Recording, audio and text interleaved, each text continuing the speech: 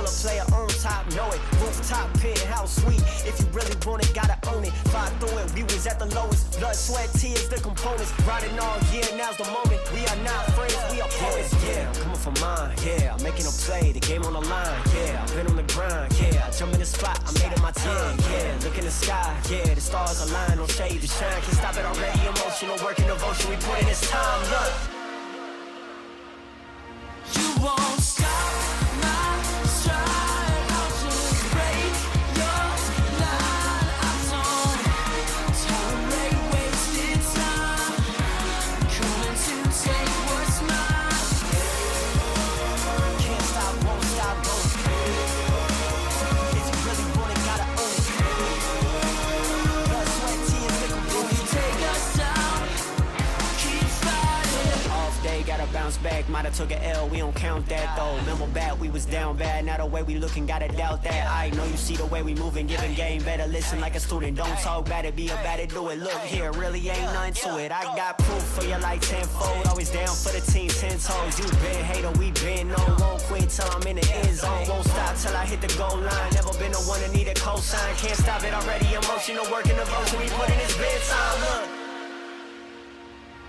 You won't stop my stride. I'll just break your line. I don't tolerate wasted time. Coming to take what's mine. Can't stop, won't stop, won't. If you really want it, gotta own it. Blood, sweat, tears, nickel, blue. You take us down, keep fighting.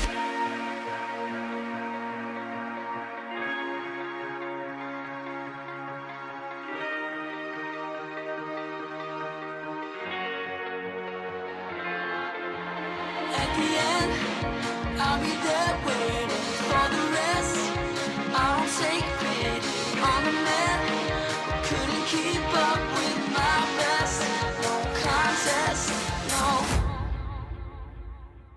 You won't stop my stride. I'll just break your line. I don't tolerate wasted time. Coming to take what's mine. Can't stop, won't stop, won't. If you really want it, gotta own it. Blood, sweat, tears, nickel, blue. You take us down, keep fighting.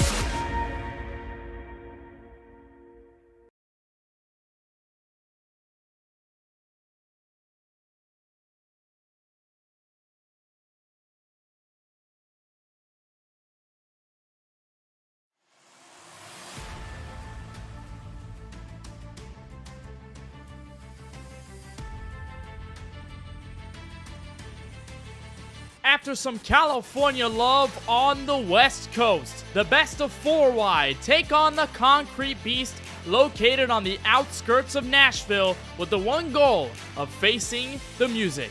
Live from the virtual Nashville Superspeedway in Lebanon, Tennessee, we bring you coverage of race number 2 in the Season 6 4 Wide Racing TJ's Team Series, live on the KBueno Racing Network. Welcome to Nashville. We're happy to have you. We're alongside nobody in the broadcast booth right now. We should be joined by Francisco Bacchiao in a moment. My name is Kenneth Bueno. One race done and dusted this season, a showdown at Auto Club 1 week ago, gave us a bunch of notes on what we might expect for the season, and it was one Lawson Peel getting his first race win of the year in the Xfinity Car's new change for this season. Let's take a look at exactly how he got to that race victory 1 week ago before we get into the details tonight. It all began with TJ Burst, the Duel 1 and Duel 2 winner, facing off against Eric Schaefer, front row to the green flag, but caution would come out almost immediately. Lap number 3, you see Craig Parks getting into the outside wall, Kyle Benson getting sent up on the air, 2 wheels up off the ground. Caution will come out, big crash on the back straightaway. Good battles from around first on back. You see TJ Burst come back in 4th place. Daniel Micho and AJ Green would fight for the lead before TJ Burst would come back. And Lawson Peel started 32nd in the race, but slowly chopping through the field, making his way through. First round of green flag stops began with AJ Green and company coming in. Many drivers looking to get their first stops of the night. We would see that happen once again. Guys like Ethan Fonseca Moreno would take advantage of the long green flag run and bring his car near the front. Nice battling for around 2nd on the racetrack at this moment. Lawson Peel getting the outside wall, but a hard-fought event there with Mikey Neal and the 8-car rookie driver. Then caution would come out. Patrick Thompson, rather harmless spin in turn 4, and then chaos would resume. AJ Green getting turned by Joe Sanchez. Multiple cars involved. You see Trevor Haley there, rookie driver. Adam Alashire involved. Fresh tire cars versus old tire cars would be the theme near the end of the race. Lawson Peel versus Jeff No, the 12 car on fresh tires on the inside, turn number 3. And to the inside would take the lead, and he would barely relinquish. It was almost a fight lost to Daniel Micho, but then caution would come out with 7 laps to go. It was a close call there. That was Timothy Cook involved in the accident, but no problem for Lawson Peel picking up right where he left off and getting his win at Auto Club Speedway. 2nd straight win for the driver of the 12, and he has been absolutely on fire here in this 4-wide racing TJ's Team Series, and the driver of the 12 has the most 4-wide racing wins in history, 24 career victories, with that one happening 1 week ago. Before we get into some of the details of tonight's race from Nashville, why don't we bring in the Season 4 champion and race winner from last week, Lawson Peel, driver for Drinkin' Bros Racing. And Lawson, I have to imagine the emotions after last week were stellar. You ran from 32nd at the starting grid all the way to the race win at the end. Did you imagine that the way that race went would go in your favor in that specific format? Well, after the duels, no, certainly not, but certainly turned around for the main event there, and I just really love Auto Club. It's just such a fantastic track. So sad to see that they're not going to be going back in NASCAR to race on that big oval anymore. I think it was just certainly one of the most tracks with the most character, just somewhere I've always really enjoyed racing, but didn't really know what to expect with this B car there. But yeah, it turned out good, but I think this is a little bit more of a test for me on a track that doesn't suit me as well, to see how I'll do in this car. And you talked about adjustment at the end of last season when you realized that we were going to switch to the Xfinity Series cars for season number 6. Do you reckon that some of those challenges will come up mostly here at Nashville? What do you expect to try and overcome as the night progresses and under this very hot track tip that we're expecting to have? Well, we got 150 laps, and so I'm really going to try to figure it out the first half, and I'm normally able to do that pretty well. Just whatever my bad tendencies are, wherever I'm getting beat, hopefully by the last 50 laps or so, I can have it figured out and sort of find out what I need to do. So we'll be kind of looking to learn. I just learned a lot in practice. Me and Joe ran side by side for a solid 10 or 15 laps or more. Learned a lot right then, and Tyler Murray and I were racing for a while, so continue to learn kind of in the first half of this race, and I think the track's going to change here. We're starting out about 10 a.m. in the morning, and so it's going to get hot, and then maybe cool off towards the end. We'll see. So just have to keep up with the track. It's certainly going to take rubber, and I'm looking forward to it. Nashville's a great track, so should be good racing. Some challenges presented tonight, but you're off on the right foot with the win at Auto Club last week. Lawson, we certainly appreciate the time. Qualifying is going on, so we'll let you get to it. Congratulations on the win from last week. Good luck tonight from Nashville. Thank you, Kenneth. I hope you guys enjoy it. Should be fun. So that's the driver of the 12, Lawson Peel, currently 10th on the charts right now. With that, we'll bring in our second member of the broadcast team, Francisco Bacchial. First of all, Francisco, welcome. And from last week at Auto Club, we certainly learned a lot. There were a lot of things to take away from not only the type of racing that we're expecting to see this season with the Xfinity Series car, but also the level of competition with the rookie drivers taking over, some of the veterans, defending champions, you name it, all of them converging into one. Nashville is going to be a rather interesting race, and as we look at the track map, we've got some pretty interesting things to cover when it comes down to this track located in Lebanon, Tennessee. Yeah, very happy to be here, Kenneth. Nashville Superspeedway is an interesting racetrack compared to the Auto Club Speedway, which we were at last week. And for starters, the surface is entirely different. We're on a concrete oval this time around, 1.33 miles, so just about 2/3 of a mile shorter than last week. Tighter turns, a little bit lower speeds, but it's still a very fast racetrack. And with these Xfinity Series cars, there's going to be a lot of tire wear, and aerodynamics are going to play a huge role in how these guys are able to follow each other, get through traffic. I think it's going to be a lot harder to pass here than Auto Club, just because you do have less width to use and a lot less of a racing line. You can't go all the way to the wall here like you could last week. There's about 3 lanes, and you can really see them in the turns. That dark stuff is where you want to stay at. Anything higher, and you lose grip, and you could end up in the outside wall, Kenneth. And last season, the last 2 seasons, we had 2 rookies win. We had Jaden Porter win back in season 4, and we had Steven Stempien get the checkered flag here last time around, with yours truly being the inaugural winner here. But Kenneth, that means that the track could lend itself to a new winner. It definitely could. And from last season, when we had the race at Nashville Superspeedway, it was an absolute showdown. Cedric Hunter, Steven Stempien, them going at it in the last few laps for the win. Could we see the same tonight? Maybe up for discussion. But Nashville is rather early in the Season 6 schedule, Francisco, much like it was last season. The first time we saw it with Jaden Porter winning in the next-gen car, that was in the playoffs during the season, but then it turned to a regular season event. It remains that way in Season 6, but now Race 2, as we head over, we look at the rest of the schedule for the year. Phoenix after Las Vegas, sort of a short West Coast swing that we talked about last week in the broadcast booth off the air. Talladega, Pocono, Charlotte, Bristol, and Daytona among the first 10 races that we'll see this season. What stands out to you the most, Francisco, not only from tonight's race at Nashville, but what the tone should be like as we move forward? Well, Auto Club, of course, was the start of the season, so we saw a lot of green flag racing there, but then a lot of cautions towards the end of the race as the intensity picked up. So we'll see if that is a trend that continues here tonight. If we get a couple of green flag runs there, if we get a couple of yellow flags, I think we should see a good fair bit of green flag racing here tonight, and I think Phoenix could feature some of the same action. The Xfinity cars usually is not one that lends itself to a lot of chaos, but it can present itself depending on how the race goes in a particular section. So we'll just have to see, much like with every event. But this first part of the schedule up until Michigan is really how the drivers are looking at the first half of the season. They're trying to break it up into certain sections, and considering that's Michigan's the last race before our Thanksgiving break, that's most likely how these guys are viewing it. They're trying to see if they can maximize points in these first 10 or 11 races and then focus on the next section when they get there. And just hopefully by the time they get to Michigan, they are at where they expect to be or desire to be. But there's some good challenging tracks in there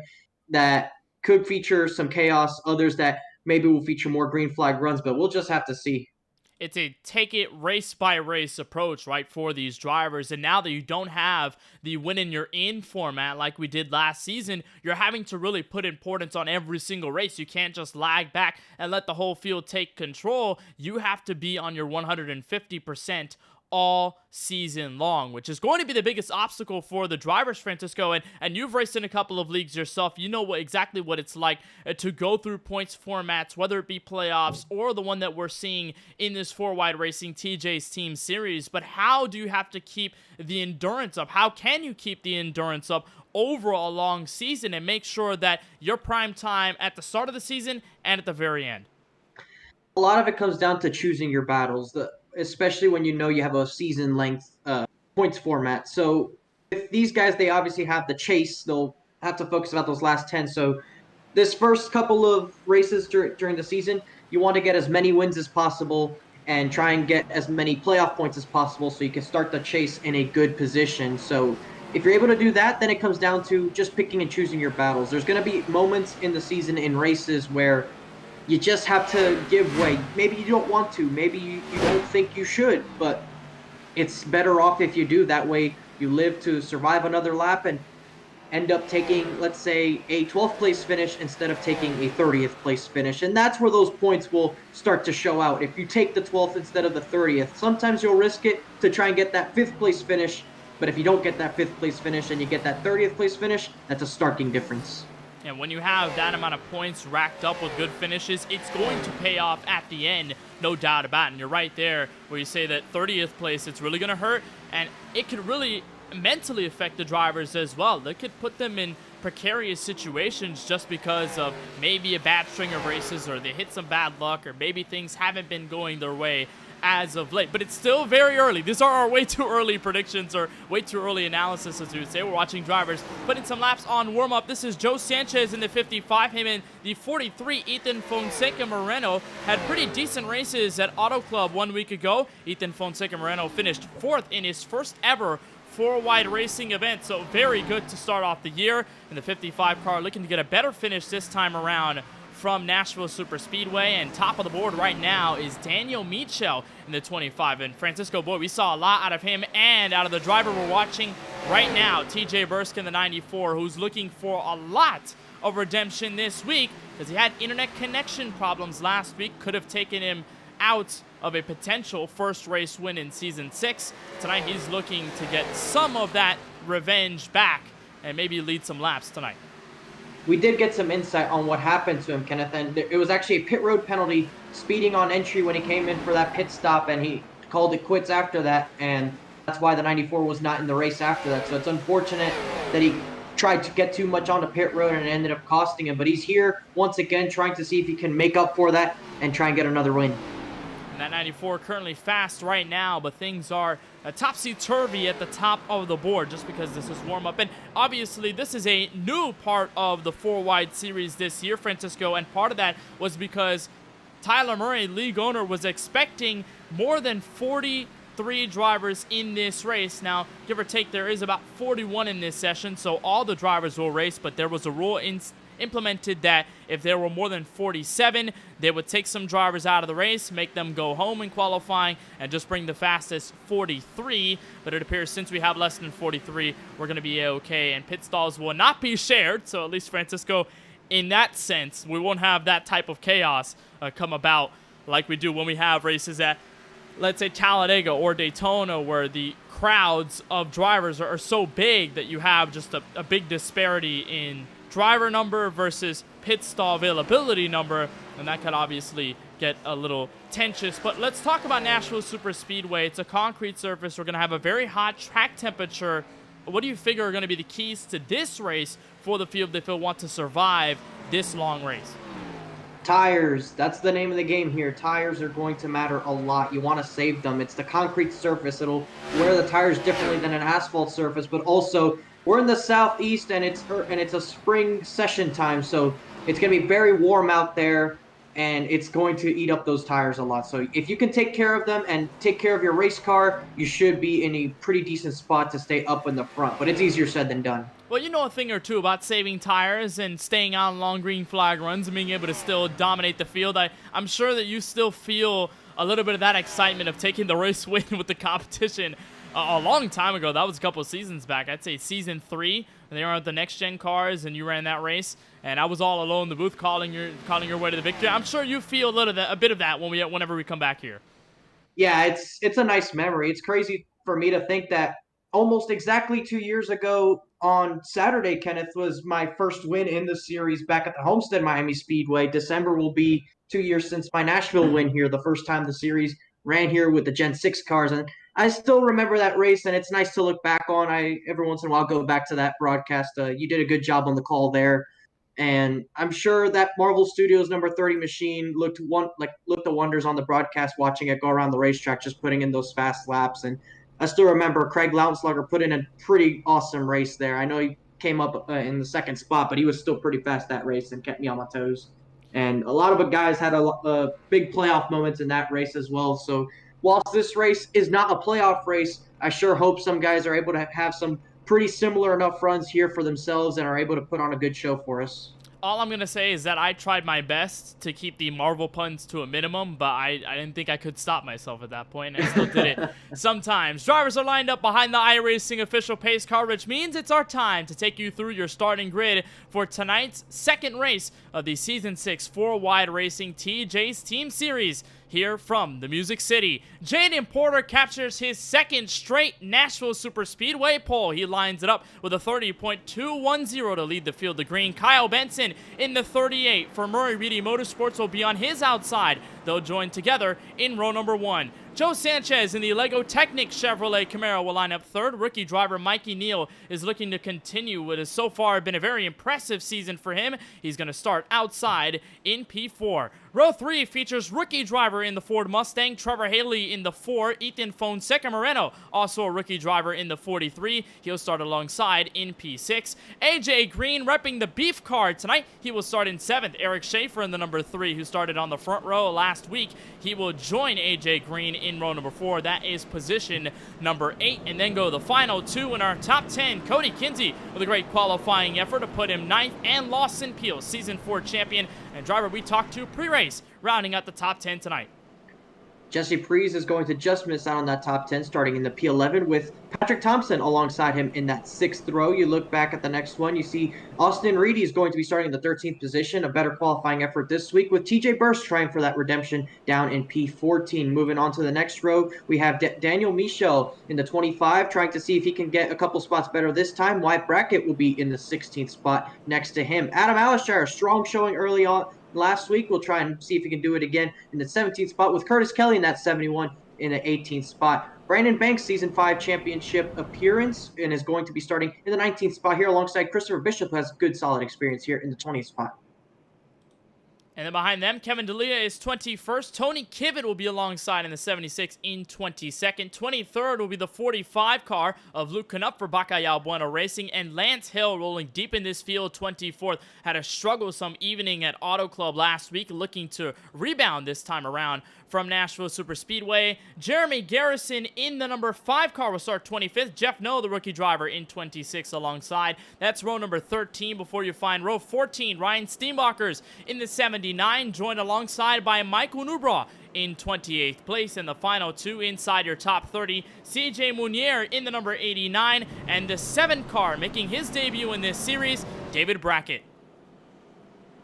Ryan Pandicio will be in the 31st position alongside Brian Terry. That's going to be in the 32nd spot. Moving on to 33rd, you have Craig Loudslugger with a deep start in the field this time. We'll see if he can do the Lawson Peel magic and work his way up there, with Timothy Cook down in the 34th spot. In 35th, we have Jason Hastings alongside rookie Craig Parks, who finished last week. He'll try to do better than that this time around. Tyler Murray with a struggle in qualifying. He'll start in P37 alongside Nicholas Vizzuti in the 38th position. Tyler Warner will be starting off in the 39th position alongside another rookie, Travis Anderson, in the 40th position. And rounding out your field with no time being set is going to be the 82 of Eric Stewart.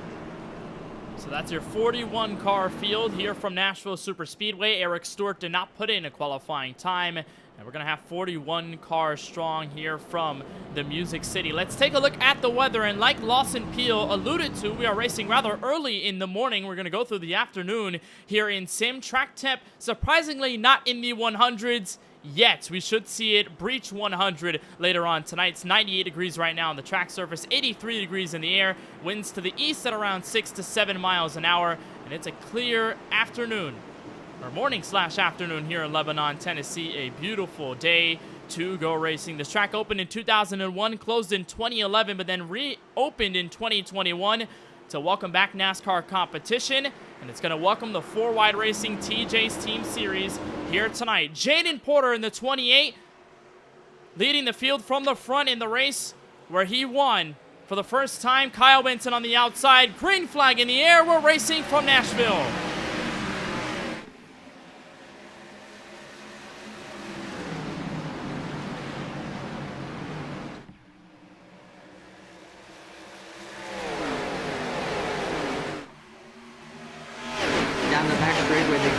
And you see mostly clean, all clean throughout the field. Everyone able to go through, still some battles side by side throughout the field, some 3 wide further back. But Jaden Porter started on pole, and as he rounds off the final corner to complete the end of the first lap, he will lead the lap as a car strikes the outside wall a little bit deeper in the field.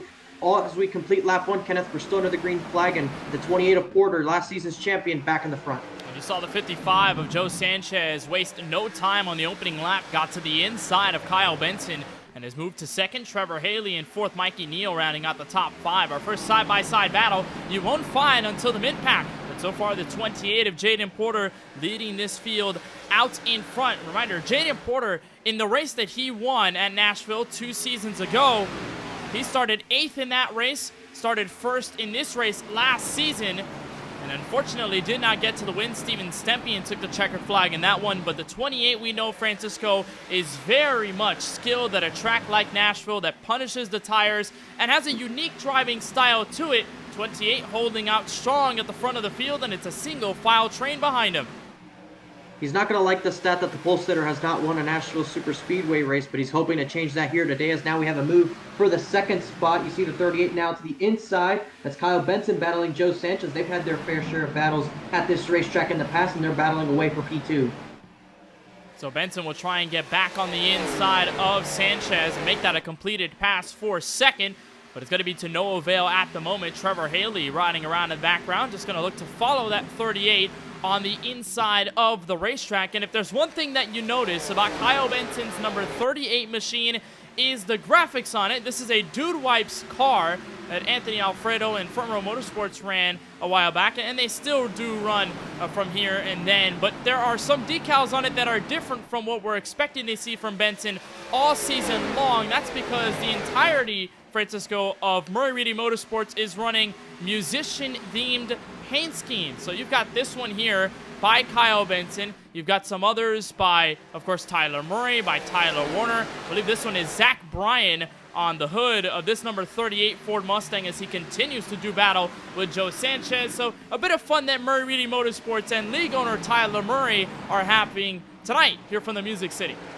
You love to see it being represented, of course, when you go to certain racetracks and you embrace the theme, right? When you go to Nashville, it's all about the music and that kind of stuff. So if it was me out there in the field, I'd be sporting Metallica in some sort of way. As you know, that's my favorite band, so I'd be sporting them. They're not country music like it's known for in the region, but certainly would make them known with that Ride the Lightning album, some kind of feature like that. It would definitely make for a sick paint scheme, as I'm really glad that the team is really doing that kind of theme. As here we're on board with Lautenslager, who started deep in the field. He's already worked his way up into 27th, trying to see if he can crack the top 25, Kenneth, which for 7 laps into the race, it's pretty solid work. And still going side by side here with the 89 of CJ Munier and Lautenslager, one of those Murray Reedy Motorsports cars that is sporting a band on the hood, or an artist. This is Nickelback on the hood of his Procore Ford Mustang, a scheme that we're going to be used to seeing over the course of the year. They've had a lot of nice paint schemes prepared for season number 6. That 13 does get around CJ Munier. That's for 26 on the racetrack, but the 89 is going to fight back on the outside. Some side-by-side battles here and there so far from Nashville, but for the most part, Francisco, the entire field remaining single file. Here's a look at the 12-car Lawson Peel, last week's winner, trying to look on the inside of Adam Alashire here. This would be for the 12th running position, but it feels like at the moment everybody just wants to ride around and stay single file. They do not want to run as hard as they could at the moment. Still really early in this race. So as of lap 9, nobody pulling the trigger quite yet. Well, we know that tires are sensitive, and we also know that this race is 150 laps, Kenneth, so I don't think there's a sense of urgency out of these drivers to get on with it. They know they have a long time to go in this race, that the track is really warm, and the car is going to feel slick with these tires. So I think they're just trying to navigate and be careful and try and see if they could get to that first pit stop. You're right on board with AJ Green in the 48. Caution flag is out. It looks like Jason Hastings, Timothy Cook might be involved in this accident. And that's on the front straightaway. Indeed, the 29 in trouble. And there's Jason Hastings right ahead, the 49, with severe rear end damage. The bumper completely torn off. And the caution comes out early. Lap number 10 here from Nashville Superspeedway. We'll dial up the replay, Francisco, and see what happened between these two. Well, that first pit stop's going to come sooner than I thought, but let's see what happens here. We're riding here with the 49, and he's got the 29 to his outside. I'm not sure if he got into the wall there, Kenneth. He might have, and that's what resulted in the car bouncing off the wall into the 49, or perhaps the 49 didn't expect the 29 to stay off the corner. Let's see if we can get a second look at it. So here's Jason Hastings. He's coming off the corner. And there's the 29 too, is outside, and no, just gets a little bit loose and exits lower than maybe Jason expected, and just gets a hit in the right rear. It's a sharp exit there out of turn 4, and you do not want to get in that outside wall, which is something that is rather common over a long run. And it looks like that's exactly what happened with Cook in the 29. Just tried to make sure he did not get a piece of that outside safer barrier, and that 49 was coming up off the exit of 4. They both make the contact, and the 49 gets the worst damage of it ultimately. We'll see him hit pit road, but Francisco, it appears everybody else will not. So the caution will remain waived. The lights will remain on. And the 28 car of Jaden Porter remains up front. No real changes in this top 5 apart from Joe Sanchez. After losing that fight to the 38 of Benson for second, he has dropped to a race low of 5th. So the 28 machine remains out in front. Kyle Benson right behind, the Williamsport, Pennsylvania native. And then the 4 of Trevor Haley. Eric Schaefer, Joe Sanchez, your top 5. And Francisco, it appears that, like you were talking about, there's no sense of urgency. It's a long race, 150 laps. We are expecting about an hour and 11 minutes on the telemetry if we go green the rest of the way. But would you expect that to change over this first yellow now that these drivers have a little more comfort in their cars and the setup? Well, they now have a start under their belt, so they know what they need to do for this upcoming restart, but I don't expect their approach to change. They're still aware that this is a long race in front of them, and I think that right now they're not concerned with doing a lot of intense battling. So I think they're going to try and get single filed out once again, and if they feel faster than the car in front, then they're going to try and see if they can take advantage and take some positions away. But I think at least for the first handful of laps, look for them to try and get single file and work it out. You have to remember, they now have about 10 laps on these tires, so it's not going to be like they launched for the initial start. These tires will have a little bit of wear in them, so they got to be a little bit more careful now. So the 29 of Timothy Cook, the 49 of Jason Hastings, they have just come out of pit road. Travis Anderson and Jeff No, it appears that they're still out on the racetrack, but the 14 car rookie driver will hit the pit lane, the TJ's team Ford Mustang, who had a very good outing last week at the Auto Club Speedway. Did not win the race, but led a good amount of laps, Francisco, and finished in 6th. And we turn back to the conversation of rookies in Season 6 of this 4-Wide Racing TJ's Team Series. We mentioned it ad nauseum at Auto Club last week, but you look at the top 10 from Auto Club. Ethan Fonseca Moreno, rookie driver, in 4th. You have Jeff No, who finished in P6. And then you even go further back, Mikey Neal, who had a decent race that night. Ryan Pandicio in the 63. He's also done well. So Jeff No among the rookie class that's trying to impress. And one of those drivers up front, Trevor Haley, is also a rookie driver. So how about that? And another rookie driver who we didn't see at the Auto Club Speedway for the points event is Luke Nupp. He's here tonight, and he's trying to see where he stacks up against this competition. There you see him there in that very patriotic-looking KBRN machine. Kenneth, this is the first time we see him in a points event here. He did race the duels a handful of weeks ago, but unfortunately wasn't able to make the race last week. But he's going to try and see if he can do a good enough job to get up there with his teammates.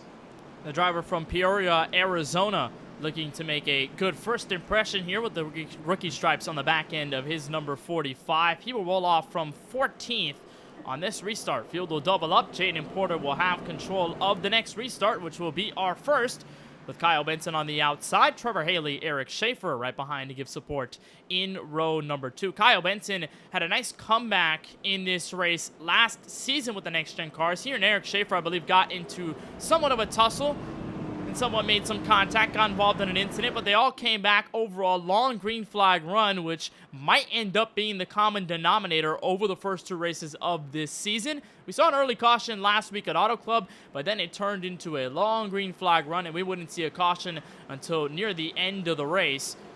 Maybe we could see some of the same happen tonight from Lebanon, Tennessee, but it's all a matter of answering that question throughout this race, as the 28 of Porter, the driver from Louisville, Kentucky, will lead us back to the green flag. He's led all of the 14 laps tonight from Nashville. Can the 38 and anybody else break the defense he has right now? Pace car is down. The 28 will be the first to act. Green flag back in the air, lap number 15.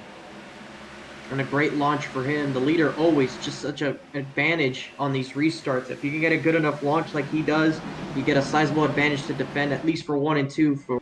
So he'll go there and take it nice and easy as you see the field scraping away, trying to see if they can get any positions while they can. You see it getting single file towards the front of the field. There you see side by side Eric Schaefer looking to the inside, trying to take that third spot away. Ethan was trying to get to the inside of someone back there as well. But Porter, once again, able to stay in the lead, is in control of this restart. And Kenneth, now we have worn tires, and the track temperature has risen a little bit. It's now over 100 degrees out there, so it's really warm out there. As there you see the 25 of Michel loose in front of the field, and he's going to keep it under control. You see some cars take evasive action, and that's what we're talking about there, Kenneth. The track is warming up just a little bit as the sun is peeking out. As you see Lawson Peel diving to the bottom, almost making contact with Curtis Kelly, and he does. Kelly up the racetrack in front of Brandon Banks, and it's all kicking off. And Lawson Peel swung down the racetrack on the back straightaway, trying to make it 3 wide. And a bit of contact in the middle of the field, but everybody keeps it clean. We're going to stay green here, lap 17. It all started with Daniel Michel getting loose all by his lonesome in the middle of the corner. And how about this? Almost 3 wide again. Curtis Kelly on the inside of Wyatt Brackett. Brandon Banks on the outside. And that simmers down to 71, though. For Skybox NASCAR, we're going the inside once again and try to challenge. This is for 17th on the racetrack. And I asked you, Francisco, under yellow, whether drivers are going to be a little more comfortable in their race cars and might race a little more aggressively. I guess I just answered my question with everything that's been going on over the last 2 or so laps. Joe Sanchez right in front of a battle, developing 4-6. Moreno on the outside. AJ Green trying to challenge. And Ethan has the run off the corner. He clears for a moment, but Green will stay trying to go to the inside as Ethan now will be trying to pinch him here off the corner to get the run down the front straightaway to move him up into the 6th spot. As you see on board with him now in that blue KBRN machine, still on the outside of AJ Green. But Kenneth, with the warming track conditions and these worn tires, it doesn't surprise me that these cars are a lot more of a handful. But also what we didn't mention at Auto Club is that at some point this year, Kenneth, these Xfinity cars were updated to fit the 2023 aero updates that the real-life Xfinity cars received. And you look at these cars and you say, well, they didn't really change. And you're right, they really didn't change. But there's a crucial change, and that's the right side of these cars are a little bit more flat. So it does make the cars a little bit looser, especially on corner entry, which is exactly what we saw the 25 of Michel suffer. And we'll see just how much of an effect that has on these cars at these big tracks. And when we ended up in practice about a day or so ago, when Tyler hosted that session, a bunch of drivers were just putting in practice laps and trying to see what they could expect for tonight's outing as Eric Schaefer goes to the inside of Kyle Benson for 2nd place. You could feel it. You could feel the car getting aero loose, specifically out of the corners. It feels a little more lightweight compared to what it has previously on the iRacing service, and you'd feel this car be a lot tighter if you raced it a couple of months ago versus the update that they gave it. Eric Schaefer just backed up the inside lane. Caution flag is going to come out again. This time it is for the driver of the 25, Daniel Michel. It appears got sideways. There's some damage on the right front. Curtis Kelly appears to have slowed down as well. And the yellow flag flies again, this time at lap 21. Yeah, not a good start for some of these guys. It's very hard to control these cars out there. We'll see what happens here. And he's right behind Lawson Peel going into 1. There's trouble in front, actually, and right in front of the 25. Just nowhere to go. You see a couple cars getting loose, just trying to avoid. And then more trouble in the back. Several cars involved as well. We'll see if we can get some different looks here. But it looks like there was trouble up in front. Yeah, Adam Alashire, contact with TJ Burst, then gets into the outside wall. Lawson Peel barely avoids that, catches the 25. And as they go up the racetrack, a bunch of others get involved. You see the 34 of Austin Reedy. He goes hard into the outside barrier. Craig Parks, Tyler Warner, among those involved. And man, this season has not treated the 34 car right at all. Francisco Auto Club did not go his way, got involved in incidents early. But the fact that there are no fast repairs, it does not give you a second chance. Here's a look from Tyler Murray, who gets into his teammate and barely avoids the 91 stuck on the racetrack.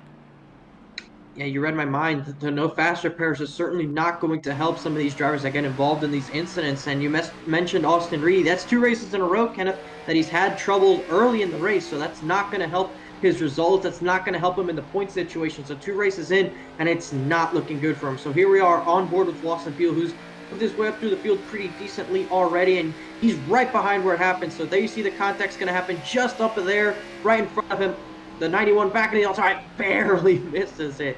Certainly a brown pants moment if you're Lawson Peel. And you see that 25 go up the racetrack. Brandon Banks also had a close call there in the number 54. He happened to almost be involved in that incident as well. Here's another look at it from the Reese Chevrolet Camaro. So further back, you'll see the two make contact. Michel's going to get hit. He'll travel down the track and then right back up, right in front of that 54. But Banks does a great job of holding on to the binders and getting away from that incident. Caution flag is out again. Our biggest accident of the night, taking several casualties in it as well. And that involves the 34 of Austin Reedy, who Francisco has not had a season to remember at all. And that 34 car just finding poor luck on both ends of the spectrum, whether it be from Auto Club and whether it be from tonight here at Nashville Superspeedway. We'll see if we can dial up the driver of the 34 and get his take on what exactly happened on that incident. Austin, welcome to the KBueno Racing Network booth. You got us? Yeah, I got you, man. Well, Austin, so far, I mean, luck has not been on your side the first two races. Just talk us through what happened there on that crash in turn 1. I don't know. I just tried to lock it down and not run into the guys that were wrecking, but got ran into a little bit. We're trying to salvage what we got now. I don't really know where else I could have gone. I had someone on my outside and someone on my inside. Just kind of shouldn't be bad there anyway, though. So now that you were involved in that incident, what's going to be your mindset here moving forward in this race? Are you going to try your best to obviously repair that car and salvage a good finish like you said? Or what seems to be going through your head right now emotions-wise? Just got to focus and try to get the points we can. I don't really think the car's pretty junked right now. Can't even turn it, so we'll see what we can get, but I think we're pretty done. All right, well, Austin, we certainly appreciate the time. Tough luck there, and obviously it sucks to see you with damage early on in this race, but hopefully you can get back out there and put on a good show. All right, thanks, man. So that is Austin Reedy, driver of the number 34 car involved in this most recent incident here at Nashville Superspeedway. Green flag restart. Jaden Porter up and away. Eric Schaefer, Kyle Benson trying to fight for second in turn 1. And once again, just another good launch for the 28. He's able to get out there and stay clear through 1 and 2 as they're battling away for second. You see them stacking up a little bit further back as we do have a car blinking a little bit further back in the field. And there you see the 38 of Kyle Benson now is going to try to move up into second, though the 3 car is not going to let him have it. Schaefer battling away, trying to see if he can make the pass on the outside. 3 car trying to spearhead an effort on the outside lane, but so far it is not good enough to beat the 38 car at the line. Here comes the 55. Sanchez getting invited to the party. He'll try and push that 38 forward, try to get to the inside of his Drinkin' Bros Racing teammate, and the line forming on the very bottom of the racetrack. Everybody wants to chase towards that yellow line at the bottom, and to no surprise, Francisco, you mentioned it, there are multiple lanes, but you really don't want to use the middle or the top because they aren't necessarily beneficial. You want to stay as close to that yellow line as possible. AJ Green doing that on the back straightaway to get to the inside of Trevor Haley. This will be for 5th.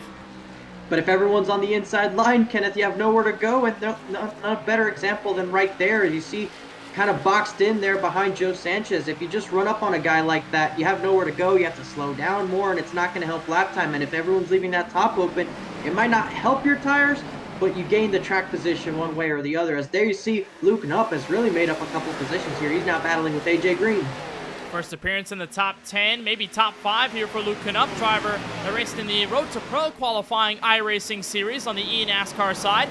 45 in his first ever 4-wide racing start, looking to make headlines here early. Goes to the inside of the 48. He'll make that position. He moves up to that 6th place position. We'll try and get to Trevor Haley next as TJ Bursk puts on the pressure, and so does the 48, diving in turn 3, and they make some contact.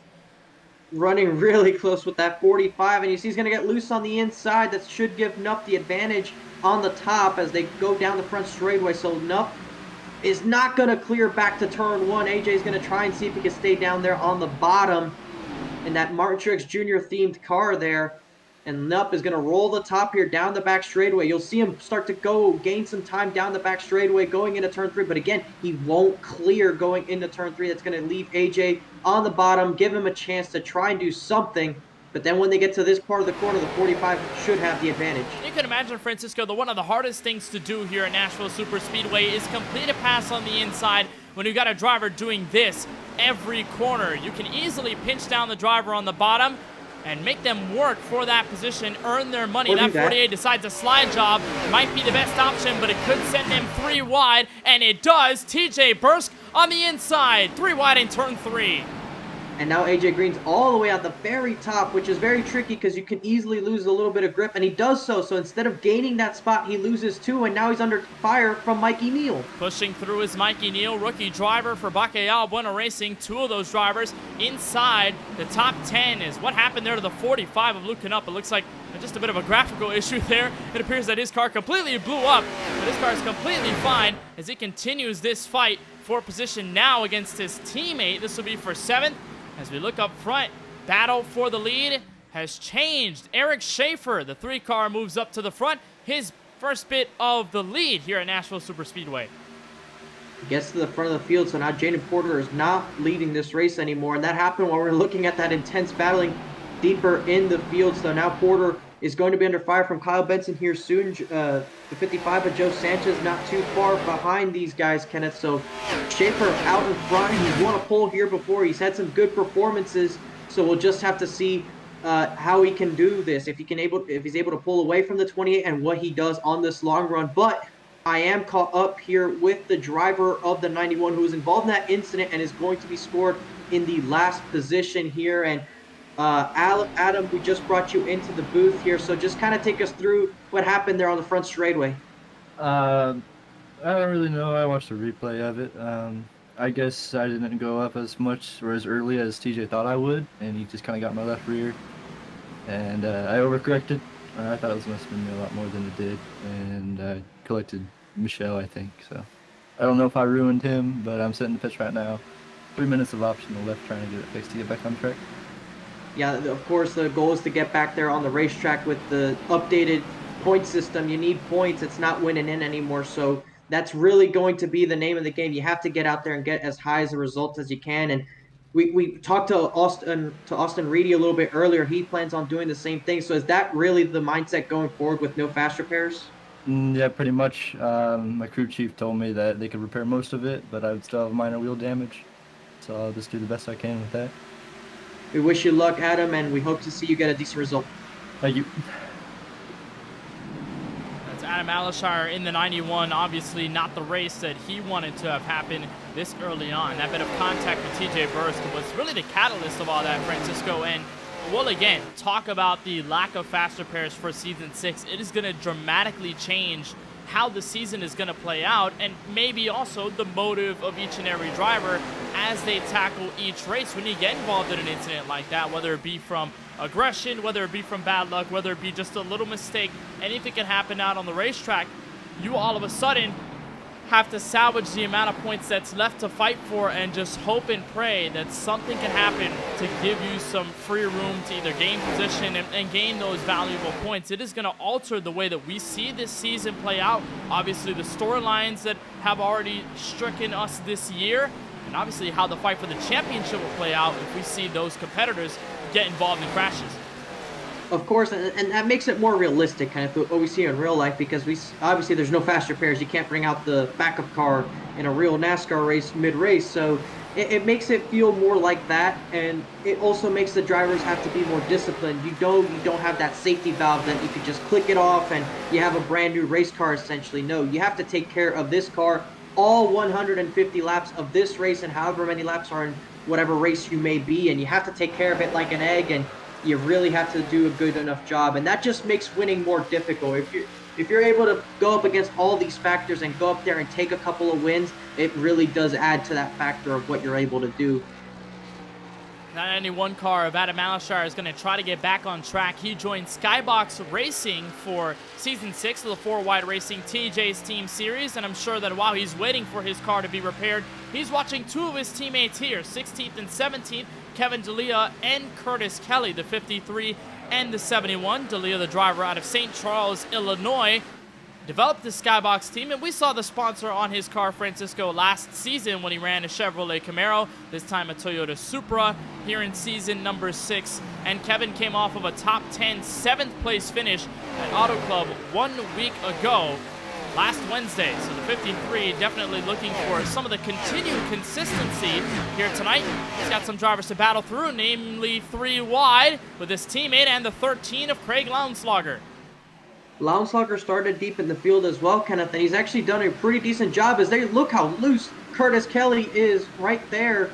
Gets loose and he slides up in front of the field, and he's able to keep it under control. And that goes back to the handling of this race car, Kenneth, but that 13 has done a good job moving up through the field. He started deep outside the top 30, and he's now in the 16th spot. So on lap 40, he's worked his way halfway through the field. And like I mentioned earlier before the race started, Kenneth, he's been fast here before. He was competitive in that inaugural race, and he's had some top 5, top 10 speed here in the next gens. And now with the Xfinity cars, he's slowly creeping his way up there. So while he's not there now and he's not battling these guys, I fully expect him to be up in this battle before this race is over. The driver out of Euless, Texas has something up his sleeve, no doubt about it. And one thing that we've analyzed about the driver of the 13 as we've covered this series over the past 2 or so years is his performance at these worn down, beat you up type tracks. Darlington is immediately one of them that comes to mind for me because I've seen him perform so well at that track. Nashville Superspeedway, these abrasive surfaces that can eat the tires up and make you work behind the wheel. Craig Lownslogger is very good at keeping his car stable over a long run and being able to pick up pace as the race progresses. So no doubt the 13 knows a thing or two about driving these types of tracks. And as he progresses through the field, maybe we could see some shades of Lawson Peel last week. Wink, wink. That number 13 putting in the work, and it's paying off so far. Battle developing here for P3. Kyle Benson under fire from TJ Bursk. Yeah, he's trying to get a run, see if he can move to the inside and gain that particular position. So they're battling away for a spot in the top 5. TJ Bursk, of course, like we mentioned, he was in that contention for the win last week, but unfortunately had that pit road penalty and called it quits afterwards, as he does look to the bottom now of Benson to move up into that 3rd position. He's trying to have a much better run this week, and he's in the process of doing so. And you look in that mirror there, you see that Benson machine now behind him in the 4th spot, and look who's moved up into 5th. It's Luken Up. And Luken Up has stayed in this margin, at least for the battle is concerned, and that 45 is going to stay where he's at. Top 5 effort for him right now as he tries to get closer to the driver of the 38, but it appears to be rather a 6-car breakaway. See a bit of a gap between that 55 of Joe Sanchez and the next car in line, rookie Mikey Neal, who might have himself a round 2 battle with Lawson Peel. Francisco, remember this at Auto Club, then going side by side in the middle of the race, so the caution will come out and prohibit them from making that battle happen at this stage of the event. And a car in trouble, it is Curtis Kelly, sideways in 3 and 4. We saw him get loose a couple laps ago, and you see the smoke right there, so that's not going to be pretty. There's certainly going to be a lot of required repairs for that 71, which was still the end of his chances of winning the race here today. So let's see what happens here. There you see the 76 of Steenbacher's just behind him, and I don't know, Kenneth, I don't know if there's much to say there. Looks like the 76 doesn't really go all the way to the bottom, gets into the side of that 71. And that was the 76, Tony Kibbett, who got into him. Right here, entrance turn 3, you hop on the brakes. Kibbett thinks he has it, but not quite enough space, and that 71 goes hard into the outside wall. The smoke billowing out of the Supra. And you see Daniel Michel going around on the outside. Caution flag waves. Doesn't appear to collect anyone else. But the 71 car, the smoke coming out of his machine, he's going to spend a long time down pit road. But speaking of pit road, Francisco, everybody is down for their first attempt at some stops here from Nashville. You see the 28 in that first pit box. Looking up already out. We'll see who wins the race. He had a good exit. You see a car there on the inside. That white car had a good stop. Schaefer's going to go out on top, but it is going to be Porter getting out in 2nd. I believe Benson takes away that 3rd spot. So a good solid pit stop for most of these guys to be able to take position. So a good stop by Eric Schaefer keeps him out in front here from Nashville Superspeedway. We'll take a short moment and step aside, but you won't miss a thing here on the KBueno Racing Network.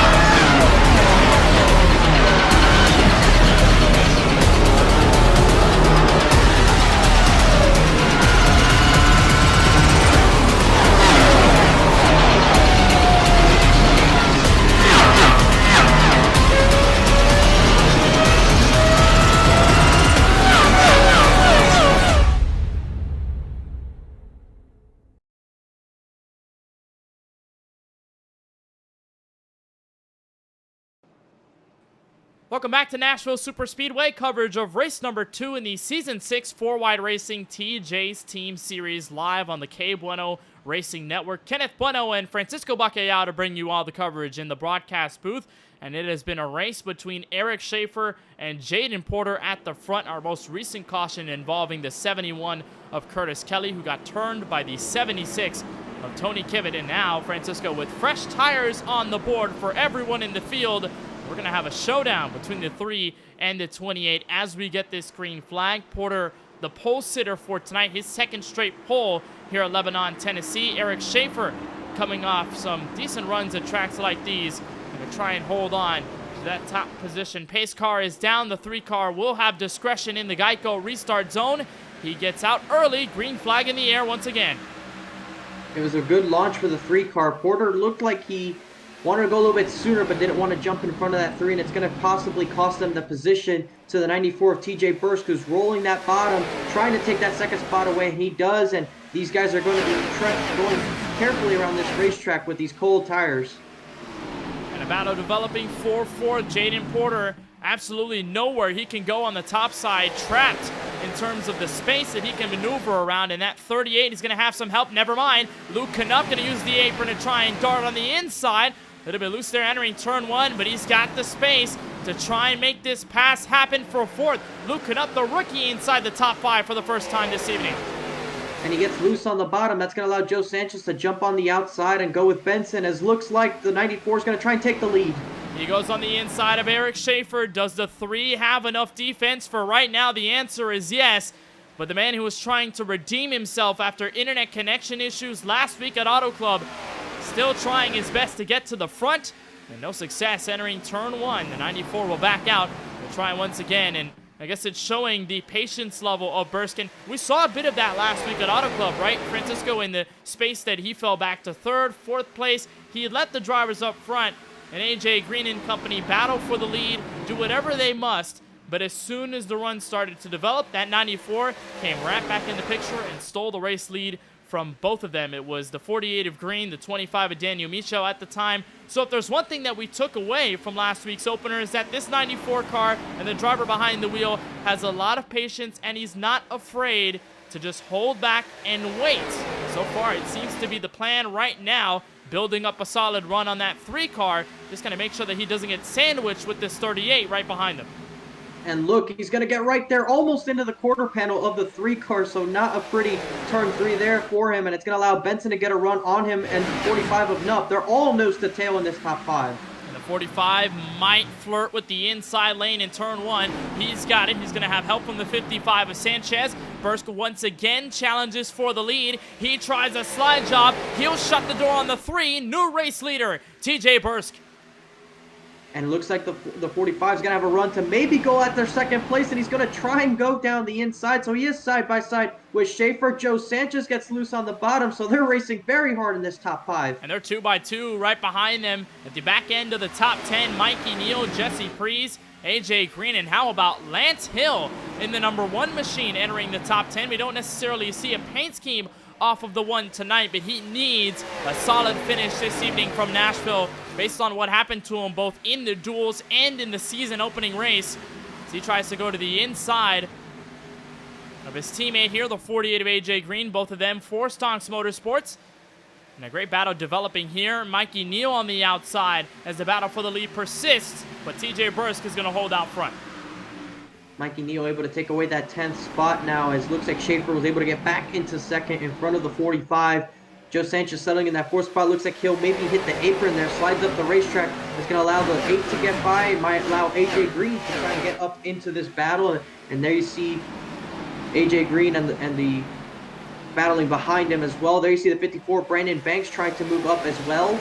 And you see this is where the field starts to get a little bit more spread out. And there's Craig Lowenslugger, actually. So he's now joined up in this fight. Now that the field is a little bit more bunched up, we'll see if he can try and make a run into the top 10, as it looks like up in the top 5, there's movement going on. Got a lot of drivers packed up side by side. I think the most clustered we've seen the front of this field all night long, at lap 56. And that was a battle with his teammate there, the 13 and the 10, both of them for Murray Reedy Motorsports, with the new look Ford Mustang and the new front row motorsports style fonts on the numbers for each and every car in that respective team. But I was talking to Tyler a little earlier on this afternoon, trying to update some numbers and just trying to get some things updated for tonight's show graphically, and he told us that Murray Reedy Motorsports had just randomly expanded to a second team last minute. He found out today that they had enough drivers. They hit up a couple of them and said, hey, do you want to run? One of them was Steven Stepien, who unfortunately is not racing tonight. David Brackett, the dad of Wyatt,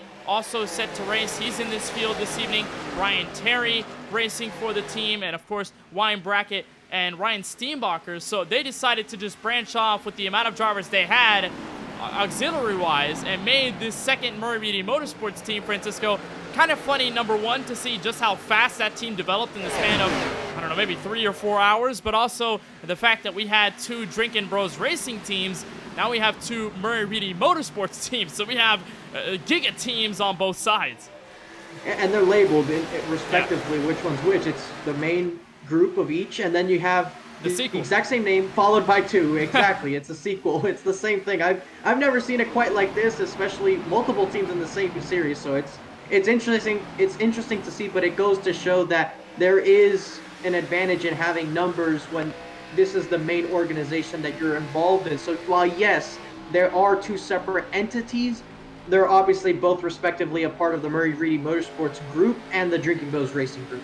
Well, you also think about the Season 4 finale at Texas Motor Speedway, how much of a powerhouse Drinkin' Bros Racing was when you have 3 out of the 5 Championship 5 drivers in that round. You had Lawson Peel, the champion, Brandon Banks, and then you had Eric Schaefer. So when you have numbers, it certainly means you have strength. We'll see if that happens for Murray Reedy Motorsports now that they have a bigger stable, even though they have a 1 and 2. And it kind of reminds me of Shrek 1 and 2 for some random reason. But big teams, I guess, is going to be good for Drinkin' Bros Racing and Murray Reedy Motorsports. And it might just spark a team rivalry. We'd love to see that here in the friendly competition. You're riding on board with the defending series champion, Jaden Porter. And Francisco, we talked about the pressure of being a defending champion, trying to go 2 in a row in this series, title-wise, which has never happened before.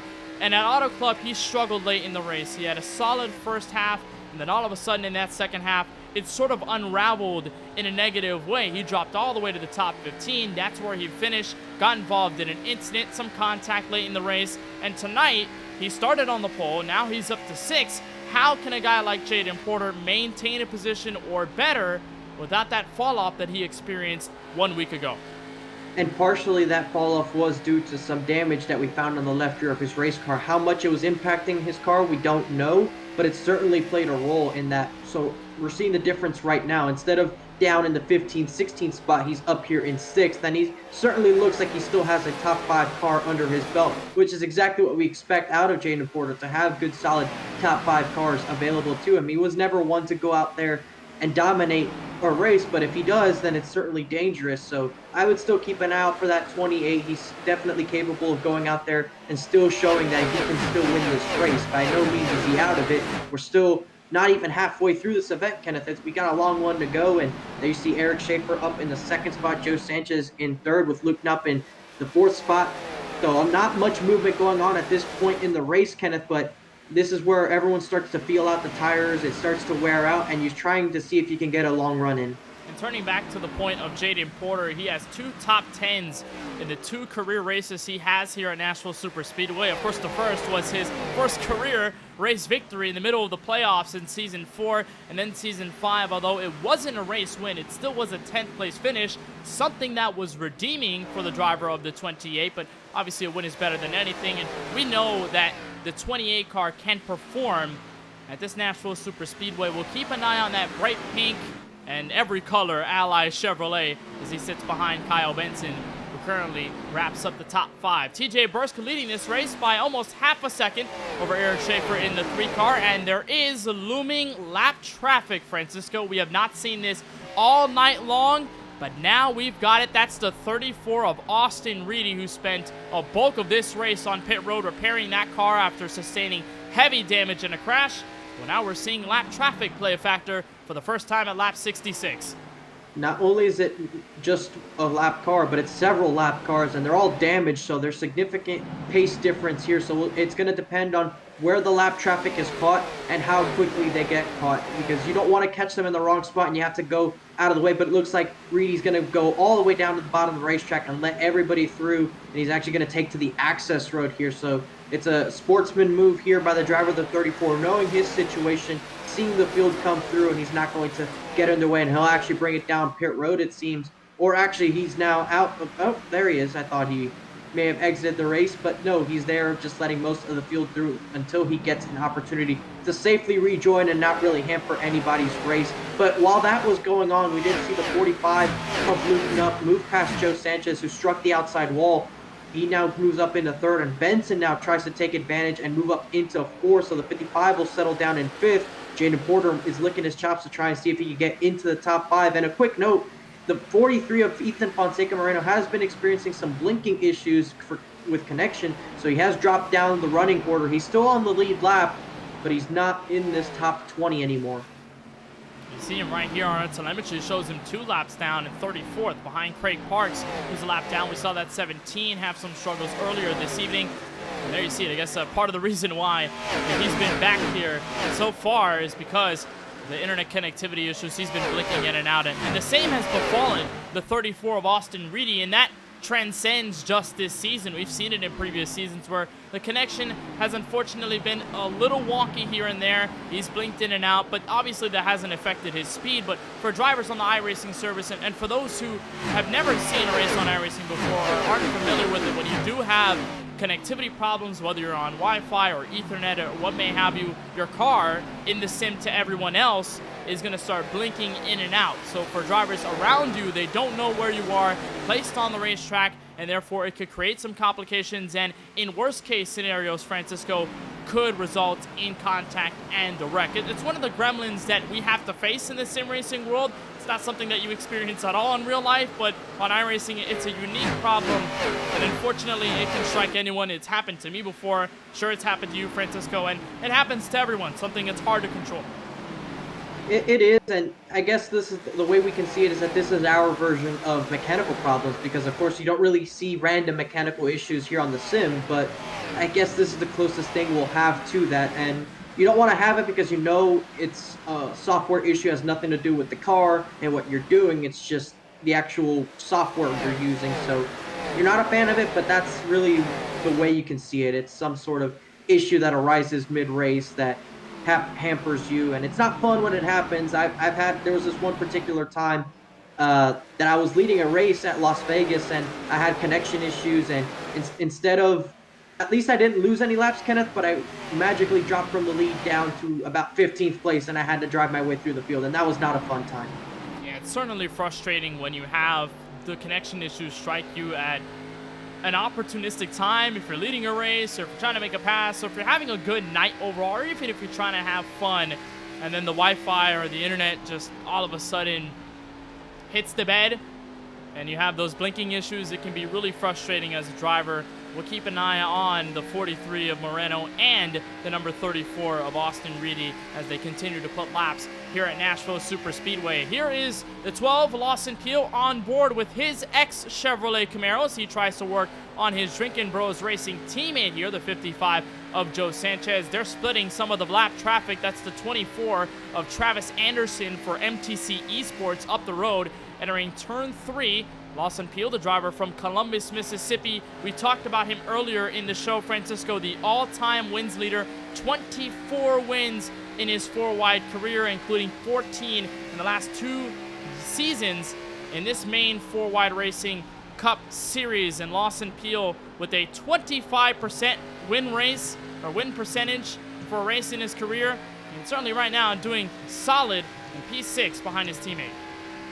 Yeah, Lawson now is slowly been creeping up towards the front of this field, but he's kind of hung around there inside the top 10, just outside the top 5. And that's kind of where we've seen him run before with the Gen 6 car here. He did run about in the 7th position for most of the evening in that particular race, which was filled with green flag. Runs in contact! The lap car gets into that car, and around goes Joe Sanchez. And the 55 tussles with Travis Anderson. Caution flag is out. That happened right in front of the 12. And it was our longest green flag run of the night by far, and it has been halted by the 55 of Sanchez.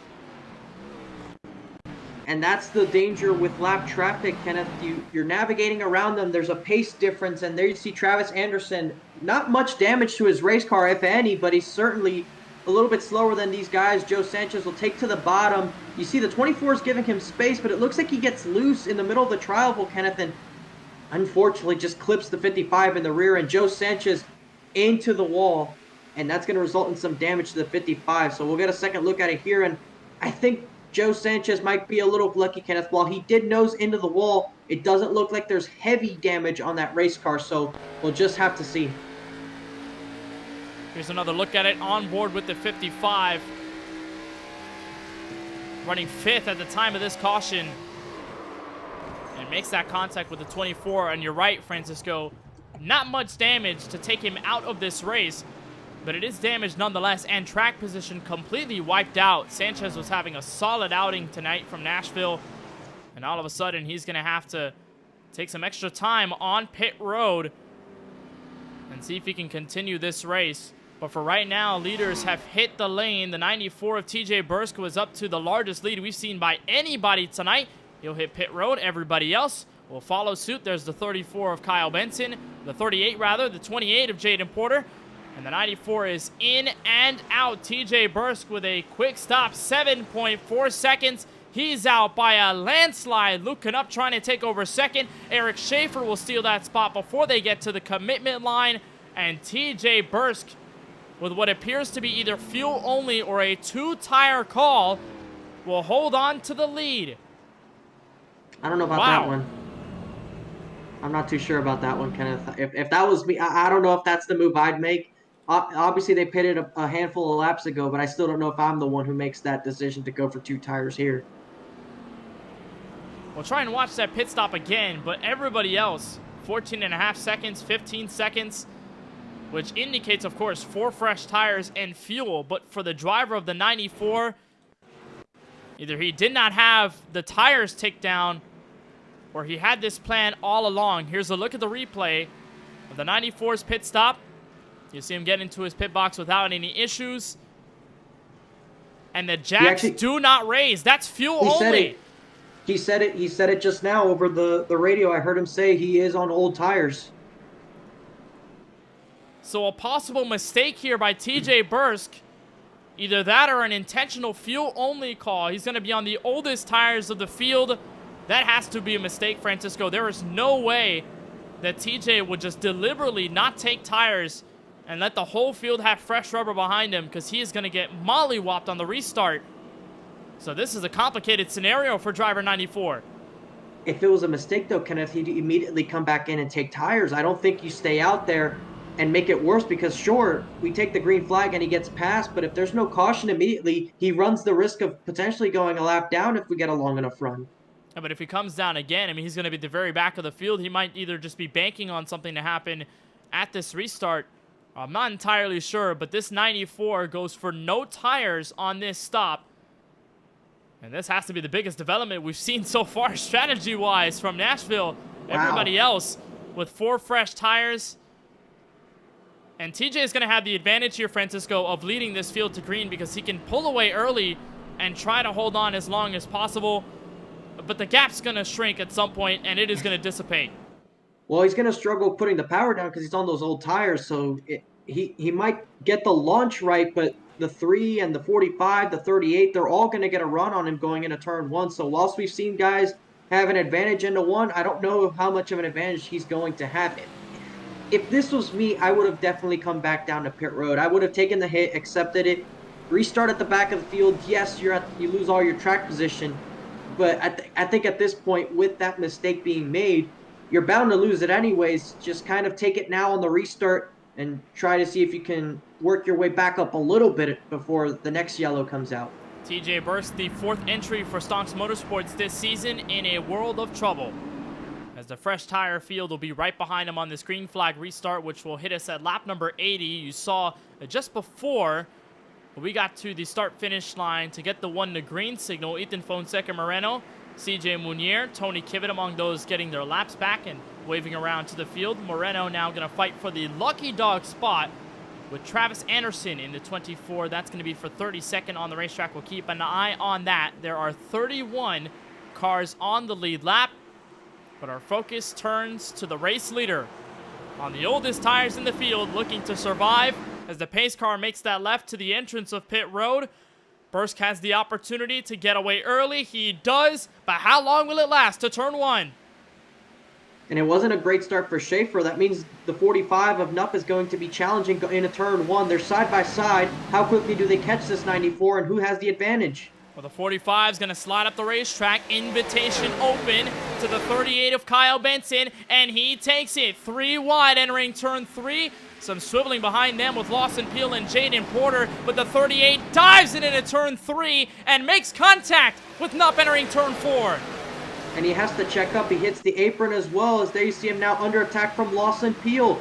Peel now to the inside, rides the apron just a little bit, as there's Schaefer now to the inside, and he will take the top spot away. And I think the 45 of Nupp is going to try and follow him. There you see him now. So TJ Bursk is going to start falling through the field. And there goes the 94 in a swarm of drivers as Luke Knupp goes to the inside. The 45 looking to lead his first ever 4-wide racing career laps, but he'll be under fire. We're 3 wide at the mid-pack, and TJ Bursk nowhere to go in the middle.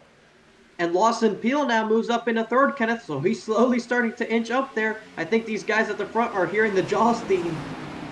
And when we talked to Lawson Peel at the jump of the show, the driver from Columbus, Mississippi, he told us that tonight would probably be the first rear test for him in Season 6 of this series, and he talked about adjustment late last season. When we found out we were going to race the Xfinity Series cars, he has adjusted swimmingly, and as he steps into third, he'll have a shot at Knupp and at Eric Schaefer as they bounce around each other for P5 actually on the racetrack. AJ Green on the inside with help from his teammate Lance Hill.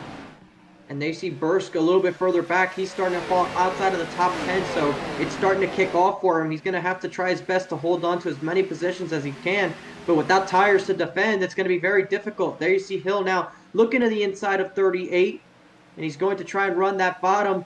And there's Jesse Preece behind him. A good solid run here by Jesse Preece. How about a nice run by the driver of the 0. And Preece at this moment trying his best to hang on to this pack. The driver from Wabash, Indiana, currently holding on to his spot as they get really chippy. He makes contact with the 38 and gets hit by the 8 of Mikey Neal. They're going to go sideways. Neal's going to lock up the brakes, and the caution will not wave. Neal's going to keep that Chevrolet pointed right. And at some point, Francisco, the pot was going to boil over. We saw bits of contact here and there, and it finally overfilled as the 8 of Mikey Neal goes sideways. A bit of damage there on the rear end of his number 8, but he's going to keep it straight, and the green flag is going to remain here at Nashville. Yeah, kudos to both of them for being able to save those race cars, but it looked like there was a checkup and a domino effect that happened up there when Hill got clear, and exactly that you see right there. Just that domino effect, and they start checking up. You can't see past the car directly in front of you, so there's no way that Mikey was able to see that going on. So you hate it for those two that they have that happen, and of course the 8 got the worst of it, but at least they would both have their race cars intact, which, knowing that there's no fast repairs, it's certainly a good result. Tough right there for the 0 of Jesse Preece, who you said, Francisco, was having a good run and building repertoire through the field as the 48 moves to the inside. Jaden Porter, this will be a battle for P4 on the racetrack. Lance Hill right behind in the Toyota Supra. And a good race for Lance Hill so far, and we mentioned the poor luck that hit him at Auto Club 1 week ago. Well, so far it seems to be turning around as of lap 87, or more than halfway through this race. And the 1 car just going to follow in the tracks of his teammate. And the 45 of Luke Knupp leading his first ever 4-wide racing laps. How about that, Francisco, in his first start, wasting no time at getting to the front and demanding respect from the field. Yeah, and we mentioned it, Kenneth, last week. Rookies in this series have been no strangers to picking up wins, and Nashville Superspeedway has been the track that has seen first-time winners, so why not Luke Knupp? He started 23rd in this race. Also have to give him credit for the charge that he's made throughout the field tonight. And he'll lead this field by roughly half a second over Eric Schaefer, who settles into second.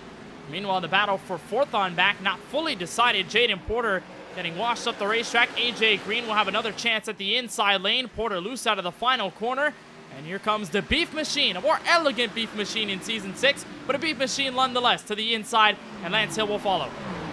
Very exquisite Beef Machine, certainly a sirloin steak on that machine tonight, but AJ's been solidly up in the top 5, top 10 here tonight, and he's trying to see if he can inch his way up to the front as well.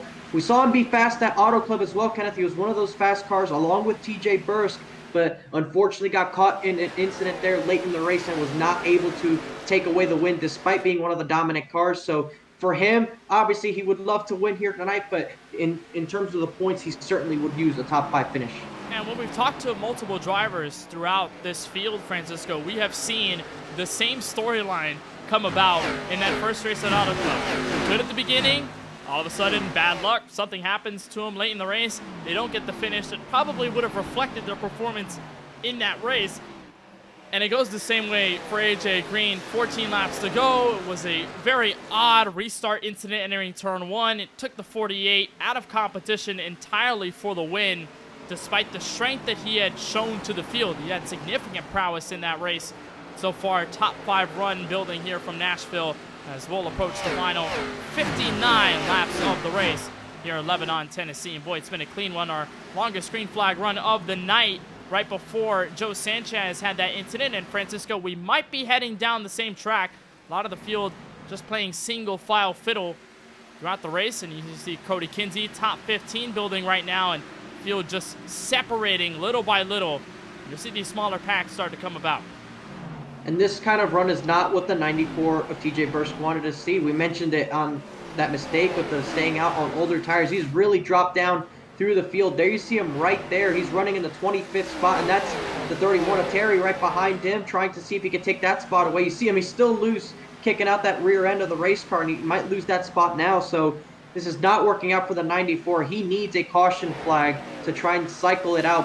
It's certainly going to be very hard for him to come back and take this win, Kenneth. But, you know, talking about the point that you mentioned with the Auto Club race, how certain cars were better off in the beginning and some were better off towards the end, or some issues happened. That's going to be, we're going to see a lot more of that this year about these sessions, and that's going to change the track conditions a lot throughout the race itself, which means you could have comers and goers, and it's going to present itself opportunities for some people. We started this race around 1:30 in the afternoon in sim. It is approaching almost 4 o'clock here, so the afternoon has really progressed here in Nashville Superspeedway. The track temperature itself hasn't really changed too much, but this is the part of the day where it will start to cool down.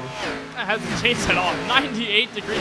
You know, I expected about 105, maybe 110. It did go up, though. 120. Yeah, it did go up, but I think at the time that we came back to this graphic, probably not the right time, considering that it looks the exact same other than the wind. But when we started this race, boy, they are hip-checking each other for 5th. Kyle Benson getting physical here with AJ Green in turn 1.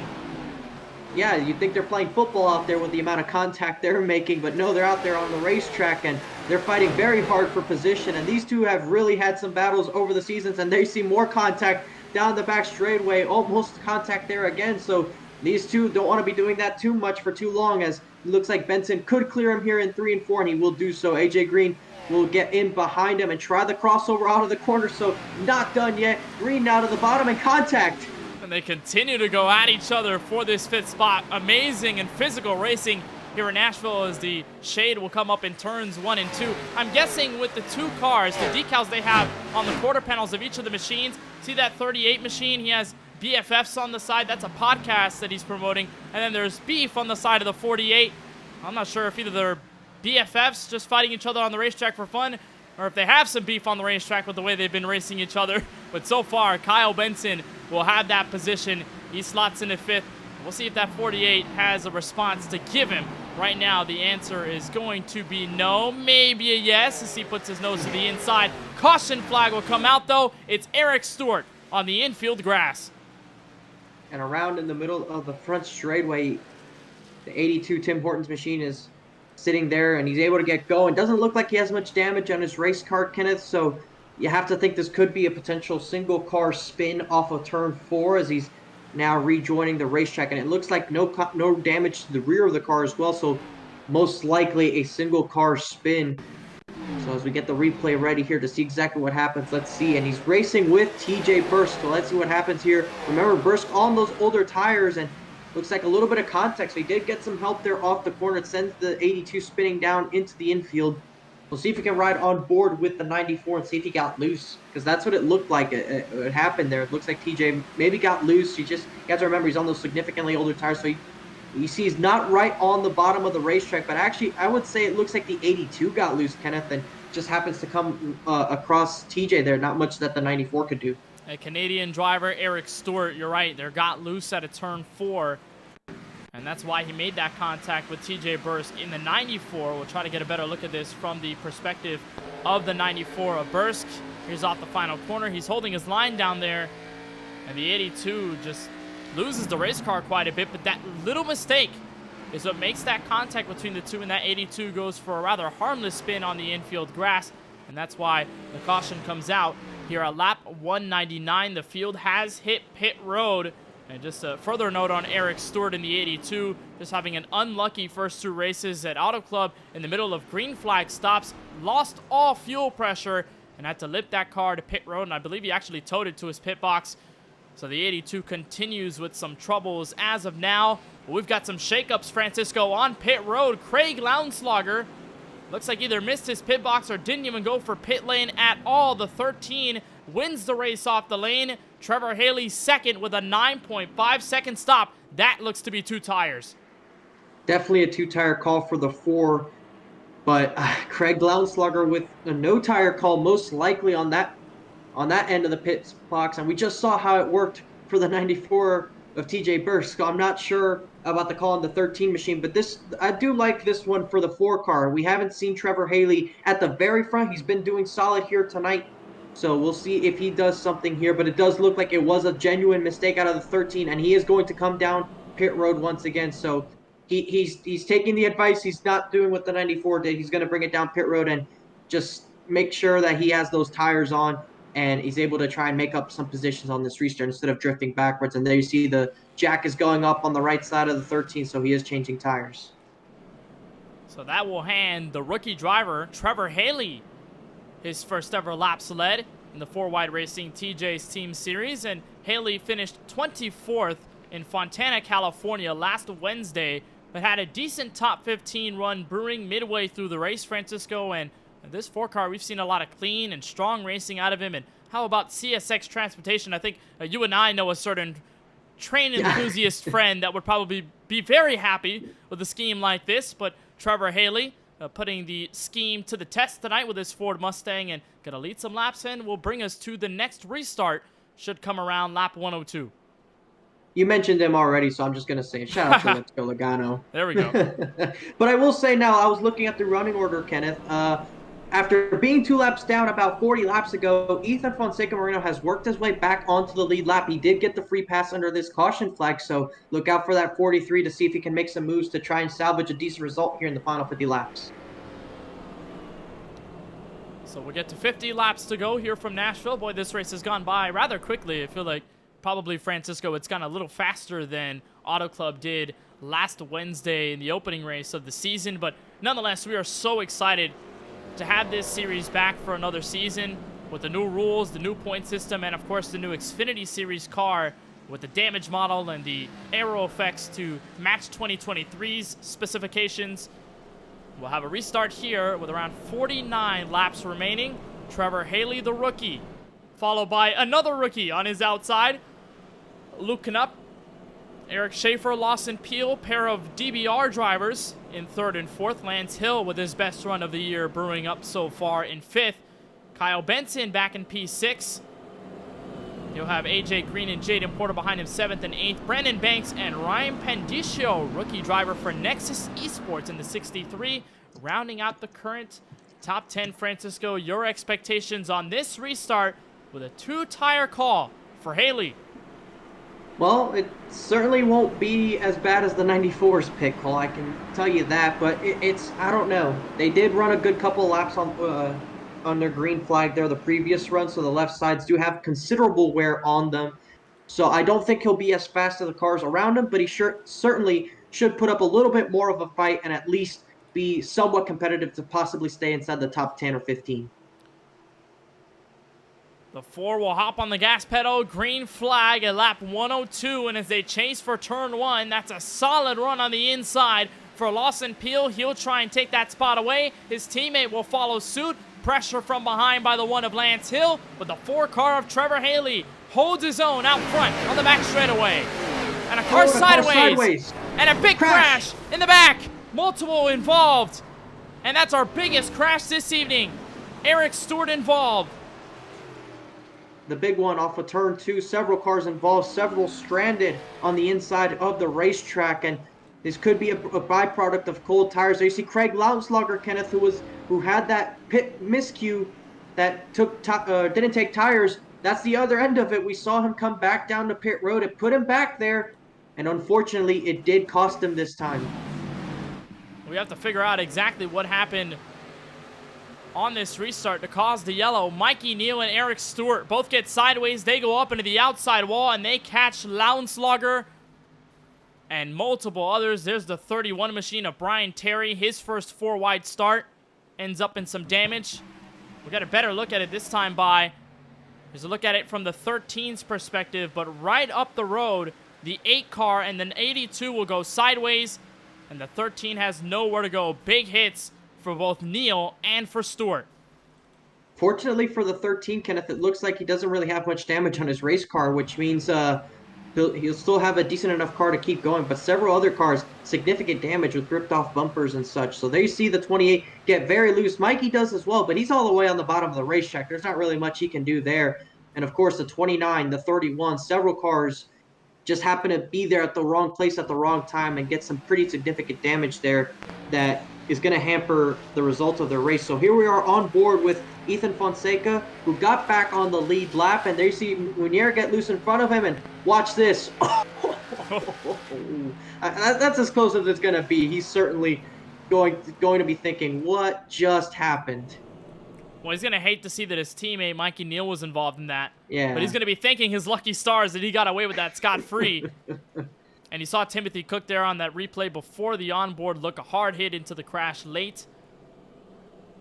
And that's why the 29 made his way to pit road that quickly. It was a tow immediately. And it's our biggest crash of the night, and it comes shortly after our most recent restart. And it's going to keep Trevor Haley in front, Luke Knupp and Lawson Peel rounding out your current top 3. Well, that was a huge crash. And, I mean, for many of those, trying to build up runs, build up their reputation in this series. You look at Timothy Cook, rookie driver. Of course, Mikey Neal definitely wanted to rebound after the top 15 at Auto Club. Daniel Michel had such a great run brewing last week, and it looks like tonight it won't go the same for him. Eric Stewart, who we saw him spin, bring out our most recent caution before this one. And bad luck has hit a lot of the drivers, many of the young ones, the rookie drivers in this field. As there's a look at the Tim Hortons Chevrolet Camaro trying to repair the damage.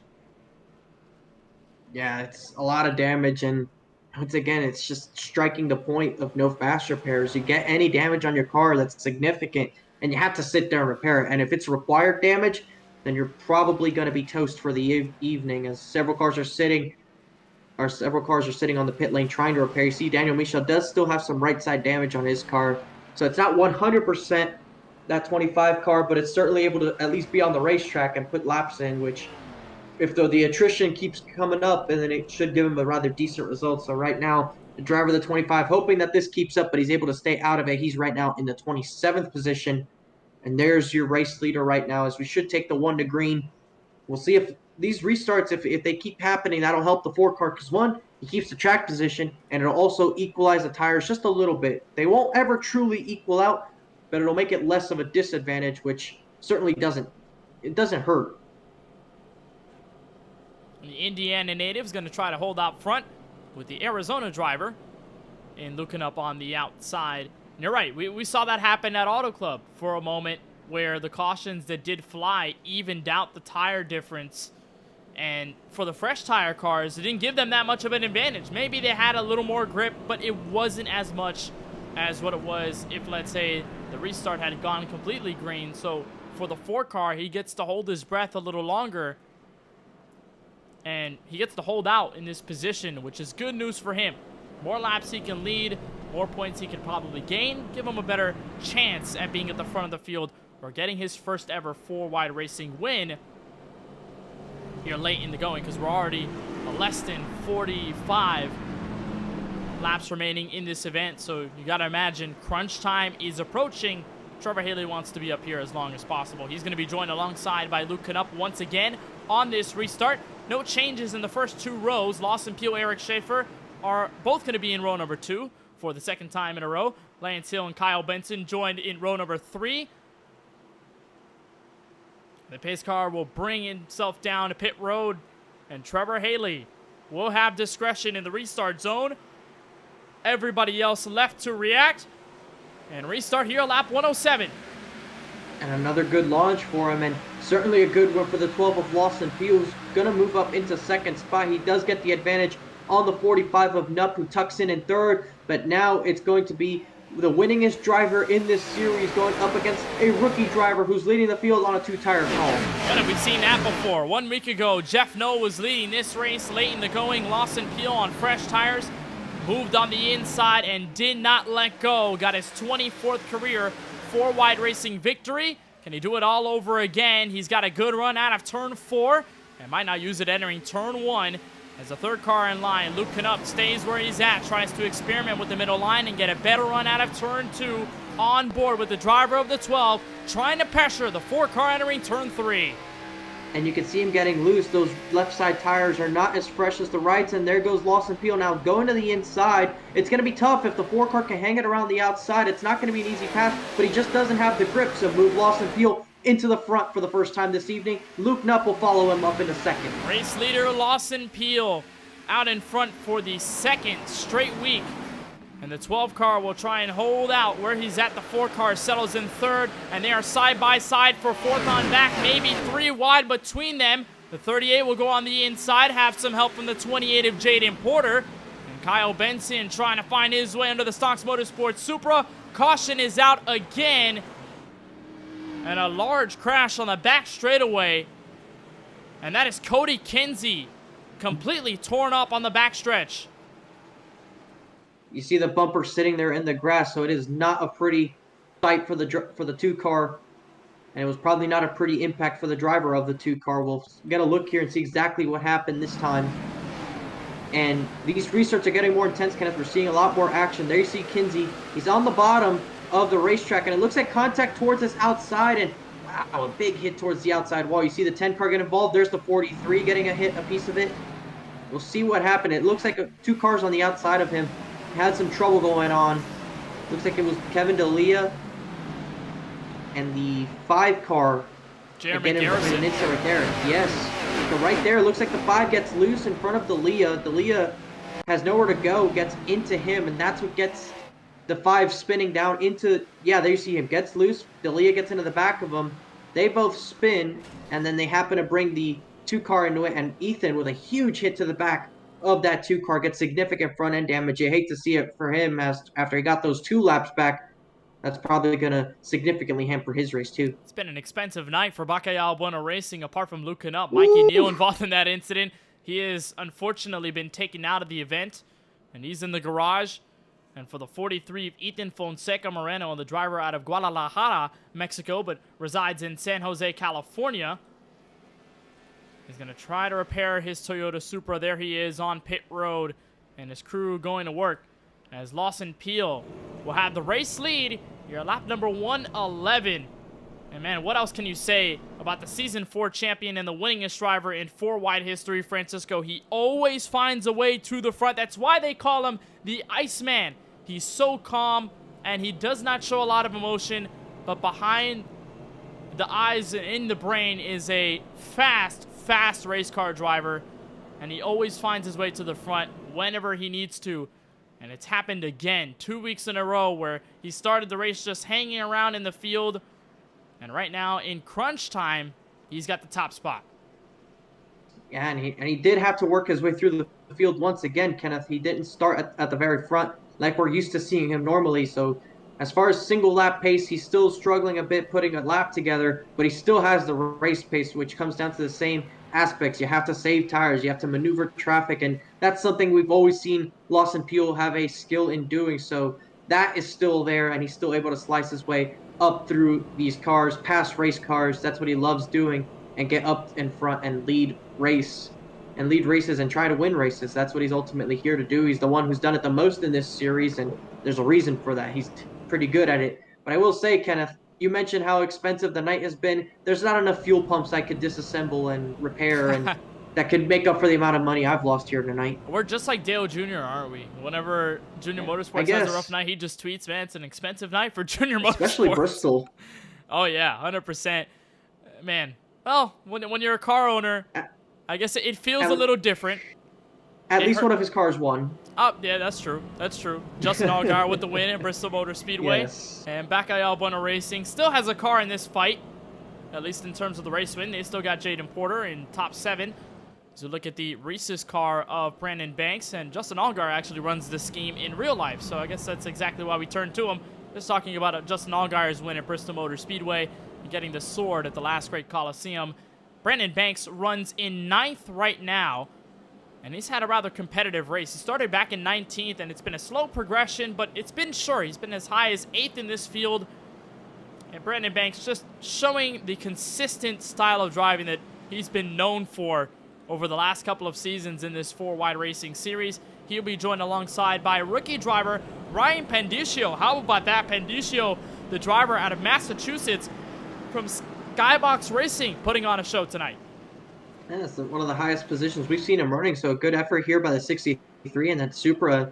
See if he can stay up here and get in the top 10. He's had a fast enough car to get up here, of course, and with this attrition, it's definitely elevated his running position, but he's doing his best to hold serve and see if he can battle with these guys, and so far, he's done a good job in doing so we'll see if he can stay up there. But to finish your point on Brandon Banks, Kenneth, he's never been a flashy driver. You never see him making any bold moves and being super aggressive, but he's always there, and he's always there to pick up the pieces and get really good results, and that's why he's been in the Championship 5 for 3 straight seasons. I was about to say that. 3 straight Championship 5 appearances. It means something when you can do that feat. Although he hasn't picked up a title yet, he's always been there. The 54, if he lingers around a little longer and this race gets a little chaotic, might have a chance at his first win in a while. Green flag will come out at lap 114 with the 12 of Lawson Peel at the helm of the ship on the outside of row 1. Gets a good jump for turn 1 as Luke Canup tries to play second. And he does clear for second rather easily because of how the lanes worked out. But Schaefer, teammate of your race leader, is trying to see if he can sniff the outside of the 45. Unable to get there. And there you see the 4 tuck in the 4th spot. The 38 of Kyle Benson will settle in 5th. And there's movement in the back end of the top 10 as there you see the top couple cars clear out. Banks on the outside trying to make a move. And there you see that's AJ Green in front of him as Jaden Porter loses out a spot to Lance Hill. He'll dial up the inside on the 1 car for turn 1. Will he have the spot? Answer for now is no, and that one's going to dive it as deep as he can to keep himself planted alongside that 28 who gets a little loose out of turn 2. And this fight will remain until turn number 3, but the 28 will back out before they get there. He'll settle into 7th. Right in that Stonks Motorsports sandwich. These two, the 1 and the 48, were both separated last season when Lance Hill said he was going to make Trackhouse Racing with Adam Alshire, but this season decided to just come right back to Stonks Motorsports. There's a car sideways on the front straightaway. It's TJ Bursk, and somehow, Francisco, no yellow is going to come out.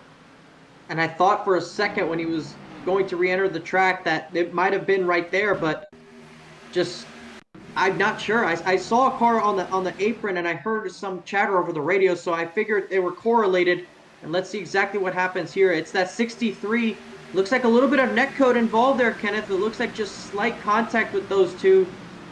And a little bit of a brush. Luckily for Bursk, no damage, and he's able to keep it off the wall. But it looks like a little bit of netcode certainly played a role. It's a night that has gone from bad to worse.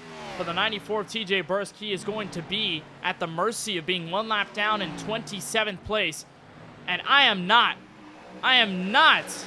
at all.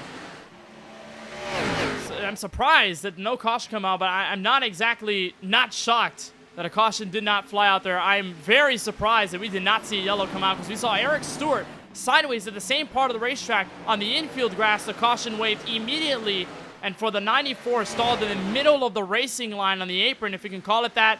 No yellow flies. That is absolutely unbelievable as Luke Knupp dives to the inside of Lawson Peel for the lead in 3 and 4. And he about went around in turn 2. Eric Schaefer was right on his back bumper, but it actually gave him a good enough run to even challenge for the lead. So the 45 in a tough spot trying to make the move on the inside, but he's had a fast enough car, and he's actually going to force the 12 a little bit up the racetrack. So Knupp using his race car to get up there to the lead. Luke Knupp to the race lead once again in Nashville Superspeedway, but he's got 2 DBR drivers behind him. Eric Schaefer, though, is not going to play second fiddle to the 12. He's going to try his best to get to the inside, and it will not be successful out of turn 4. The 45 will have the upper hand as we approach 30 laps to go from the Music City. Kyle Benson holding on to a 4th place position. And how about Trevor Haley? 2-tire call is paying off dividends right now. Those yellows definitely help, but also the fact that he has any tires on the right side of his car at the very least, I said it would at least help him try and keep a top 10 position or so if we get a long enough run. And still so far true. He's obviously loose and trying to fight the handle on his race car, but at least he's able to hold station and able to keep some positions. And it looks like Bursk now has exited the racetrack. He's now 3 laps down and falling down the order. So for TJ Bursk, it appears his race is done for the 2nd week in a row. Trevor Haley will find some pressure in the form of the Ally Chevrolet. Jaden Porter on the inside. He will have help from Lance Hill entering turn 3. This is going to be going down for 5th on the racetrack. And the 28 with a slide job in 3 and 4 backs up Haley's car. And here comes the 1 and the 48. Stonks Motorsports duo to make it a 4-car pack at the beginning and the tail end of the top 10. But Francisco, you have to imagine the frustrations at an all-time high for TJ Bursk. Won Duel 1 and Duel 2 to start up front last week at Auto Club. Had such a great race going until the internet decided to, unfortunately, take him out of the race. And tonight, it's a call to get no tires on pit road, a drop back to around 35th, and now a spin that takes him out of tonight's action. And we saw both ends of what you do when you make that mistake. You heard me saying he should have came back down pit road and taken the tires. We saw Craig Lauenslager do that the very next pit stop, and it ended up with him being involved in the incident. So you run that risk. But of course, once you're in that hole, once you make that mistake, you have to correct it, because you either fall through the field and run the risk of going a lap down, or you come back down pit road, take the hit, and try and work yourself out, because Craig Lauenslager has done that before. Not Craig Lauenslager, I'm sorry. Tyler Murray made that mistake a couple of seasons ago in the inaugural race here. Under the very first and only caution of the race, he stayed out on no tires, and the race went green from there on out, and he was stuck on off strategy that night and just was never able to make up for it, finished several laps down, and nobody wants to repeat that kind of strategy. So here it is, Tyler having a much better night here tonight, running in the 10th spot after starting 37th. So it's definitely a contender for one of the biggest movers. And that 36 car has been on a move here tonight from Nashville, and we talked about Ryan Pendicio, rookie driver, entering the top 10. And that 36 took that spot away. And so Murray getting to work here late in the going. Tyler finished inside the top 10 last week at Auto Club with a 10th place finish behind Jason Hastings and company. And so it looks to be consistency being the key here for the league owner as we'll approach 25 laps remaining, and the battle for the lead has not calmed down. It is still within 1/10 of a second. Peel with a big dive into the middle of the corner. That's turn 2. And Luke Knupp still holding up that brick wall, but there's lap traffic up in front. And like we talked about earlier in the race, it's traffic that is damaged, so there's a pace difference there. When you get up to them, you have to catch them in the right enough spots. But if you're the 45, if you're Luke Knupp, you have to make sure you place your car right here. Lawson Peel cannot pass you if you're able to hold the car down on the center of the corner. You see right here, he's already clear. As long as you can focus on getting through the corner and focus on having a good exit, he cannot pass you. So if you're him and you're trying to win this race for their first career win, you have to make sure you keep him behind you, and that's the best way to do so. There's the lap car of Craig Park. Craig Park's in the 17, is going to give way on the apron. You're riding on board with the race leader, Luke Knupp, who is trying his dearest to stay up front and to get his first ever 4-wide racing win, and this would be in his debut race. As he goes to the inside in 1 and 2, just calm and composed and not trying to fight the wheel all too much. And that's the key in these Xfinity Series cars, Francisco, to not waste the tire life. You've got to be really smooth on your inputs when you get into this corner, especially here in Nashville when the grip goes away so fast on this concrete surface, and when the track is so hot, the tires wear much faster than most other locations we visit on the iRacing service.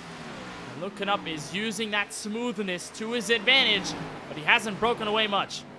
It's not just also the wheel, Kenneth. It's also what you're doing with your right foot that also matters, especially on these corner exits. You want to make sure that you're not putting in too much throttle and it spins up the rear tires and gets you loose, warms up those tires, and puts you in a bad enough spot. If you're able to hold it down just nice and pedal it good enough to keep the tires rotating and keep it in a generally nice position, then you're able to hold off. And I'll give him credit. He's done a good job right now, because if I'm staring down the all-time league winner, it definitely would make me a little bit nervous knowing that he's behind me, and that's the guy I have to beat to try and get my first win. And there's challenge 1, lap traffic. It's not going to be at a good enough spot, but fortunately for Luke, he catches them at the same time that the 12 does. Doesn't really give Lawson an advantage, but Lawson going to try to look to the inside, and that's not exactly to make the move, Kenneth. It's to try and see if the 45 it gives him the space, changes his line mid-corner, and that's just to try and give himself an advantage. He doesn't plan on actually taking that move, not right now, but it's to see, does the 45 see me? Does he leave me the space? And right there, looks like he's going to leave him space for now, but then he shuts the door on exit. It's part of the mental game you play when you're trying to force a driver's hand in front of you,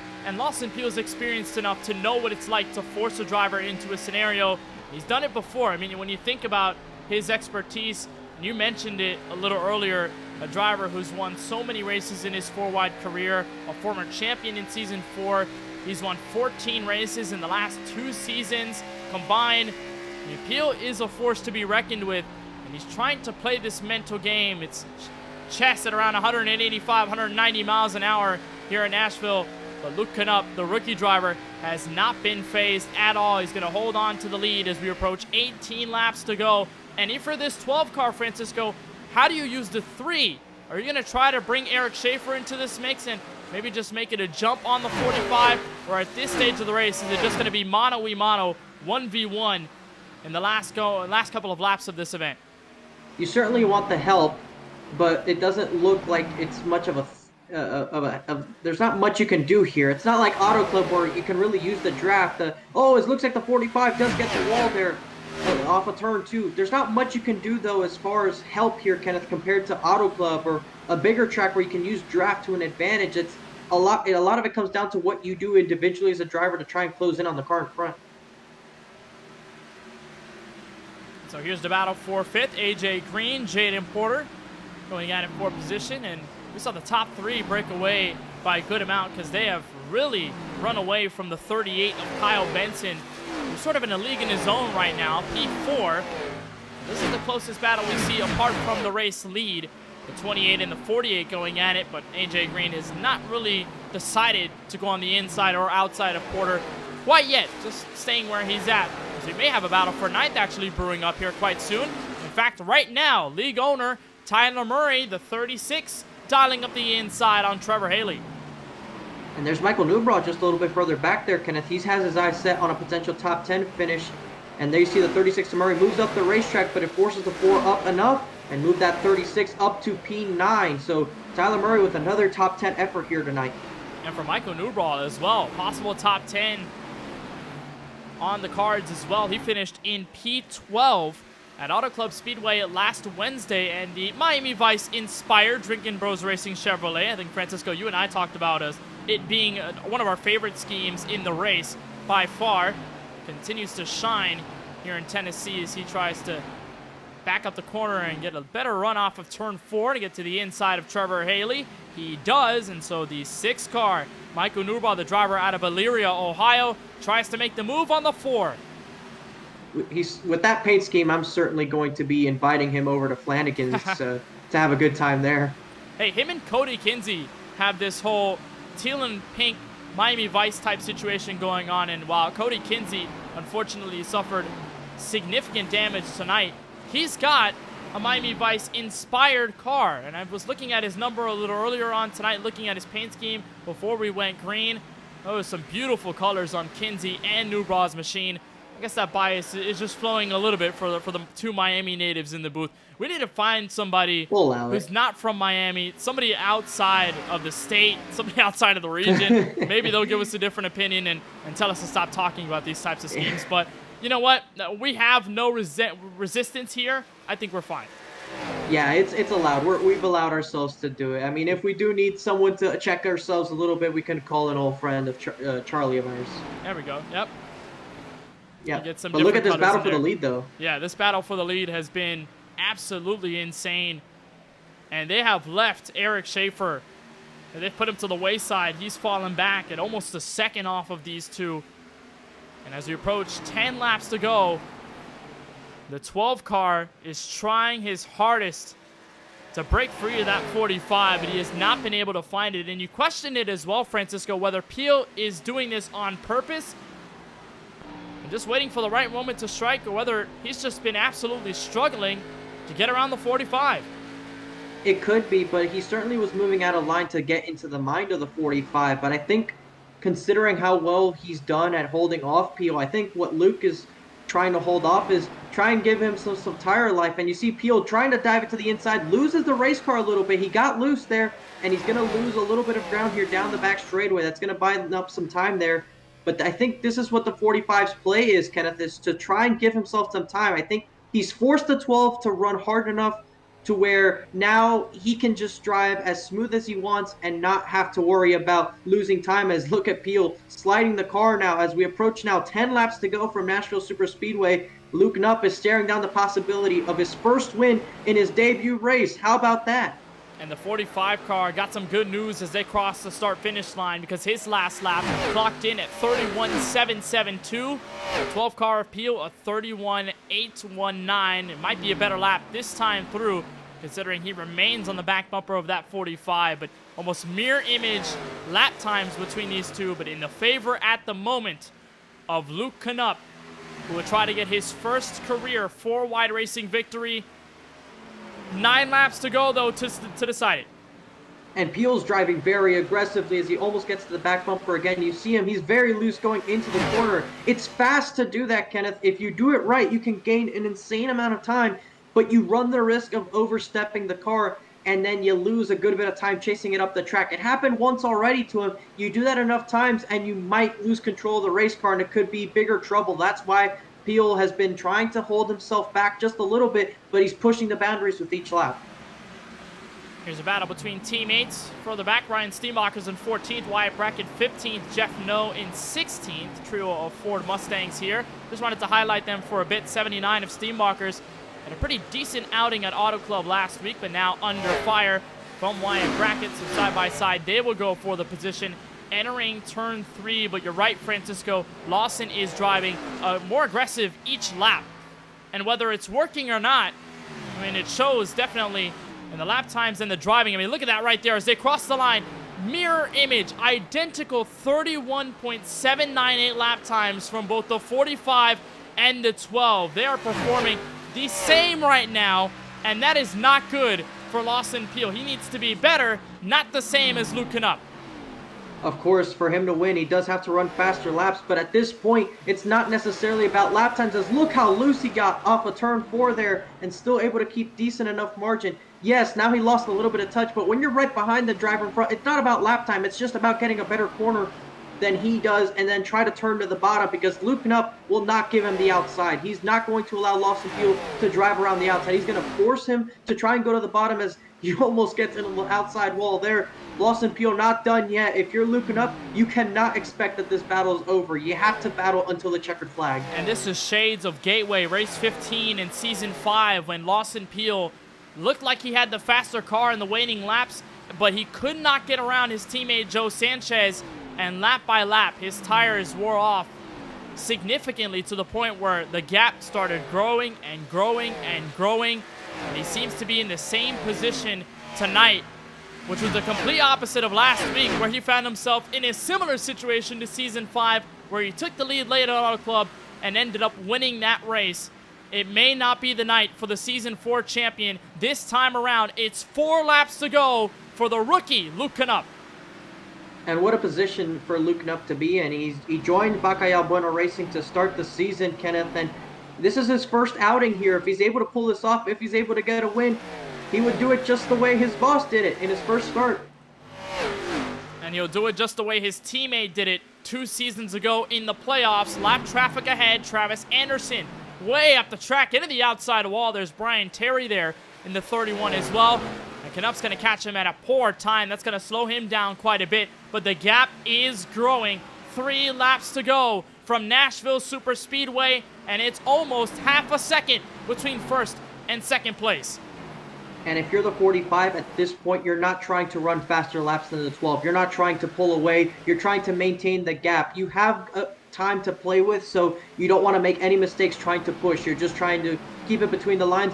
But in the same time, you're trying to get back to the white flag, and you have just about a mile and a half to go. And what a story this would be for Luke Knupp as he'll cross the line for 2 laps to go. He did not make the opening race at Auto Club Speedway, and it may have been a what if Luke Knupp had made that race and ran laps with Ethan Fonseca Moreno, Mikey Neal, Jaden Porter, all of his teammates at KBueno Racing.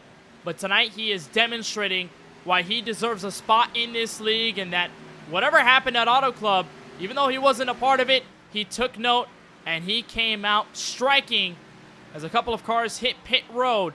The 45 car of Luke Knupp will cross the line for the white flag here at Nashville Superspeedway. And Francisco, you were the winner with the Gen 6 cars here multiple seasons ago. Jaden Porter in Season 4 got his first career 4-wide racing win at this very track.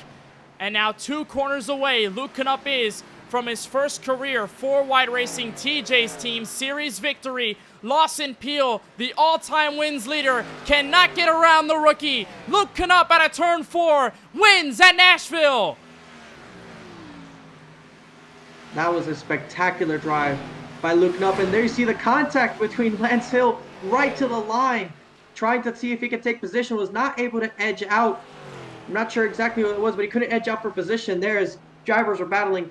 But what a drive there by Luke Knupp, with all the pressure by holding off the all-time wins leader in this series. And there you see Lawson go up and congratulate him for that great battle there for the win. But Luke Knupp, Kenneth, will make it a KBueno Racing 3 out of 4 at Nashville Superspeedway. What success they've had there. And there's his teammate right there, former winner at this racetrack. They're going to give each other a little door check. Jaden congratulating his rookie teammate on the win. What a good way to start the season. Luke Knupp, all the hard work he put in after starting 23rd in tonight's race, will take his first career 4-wide racing victory and is the first driver for KBueno Racing to win a race since Jaden Porter at Charlotte, race 23. In Season 5, that race got Jaden Porter into the Championship 5. This one will put Knupp in the record books. Winner for the first time at Nashville. And that's not the first time you've said that statement, Kenneth. That is 3 straight first-time winners at Nashville Superspeedway. So this track, conducive to new race winners. Luke Knupp celebrating on the front straightaway. I think his engine has gone away. Oh, more money for a new engine. Guess we're going to have to contact the development department when we get to the next race at Phoenix. But the 45 of Luke Knupp comes away victorious. It is his first career 4-wide racing TJ's Team Series win. The 45 holds on in front of the Season 4 champion Lawson Peel to win by 0.6 of a second. Knupp leading 45 laps out of the 150 tonight. Eric Schaefer completes a DBR 2nd and 3rd place outing for both of them. Brandon Banks actually going to make a 2-3-4 for DBR.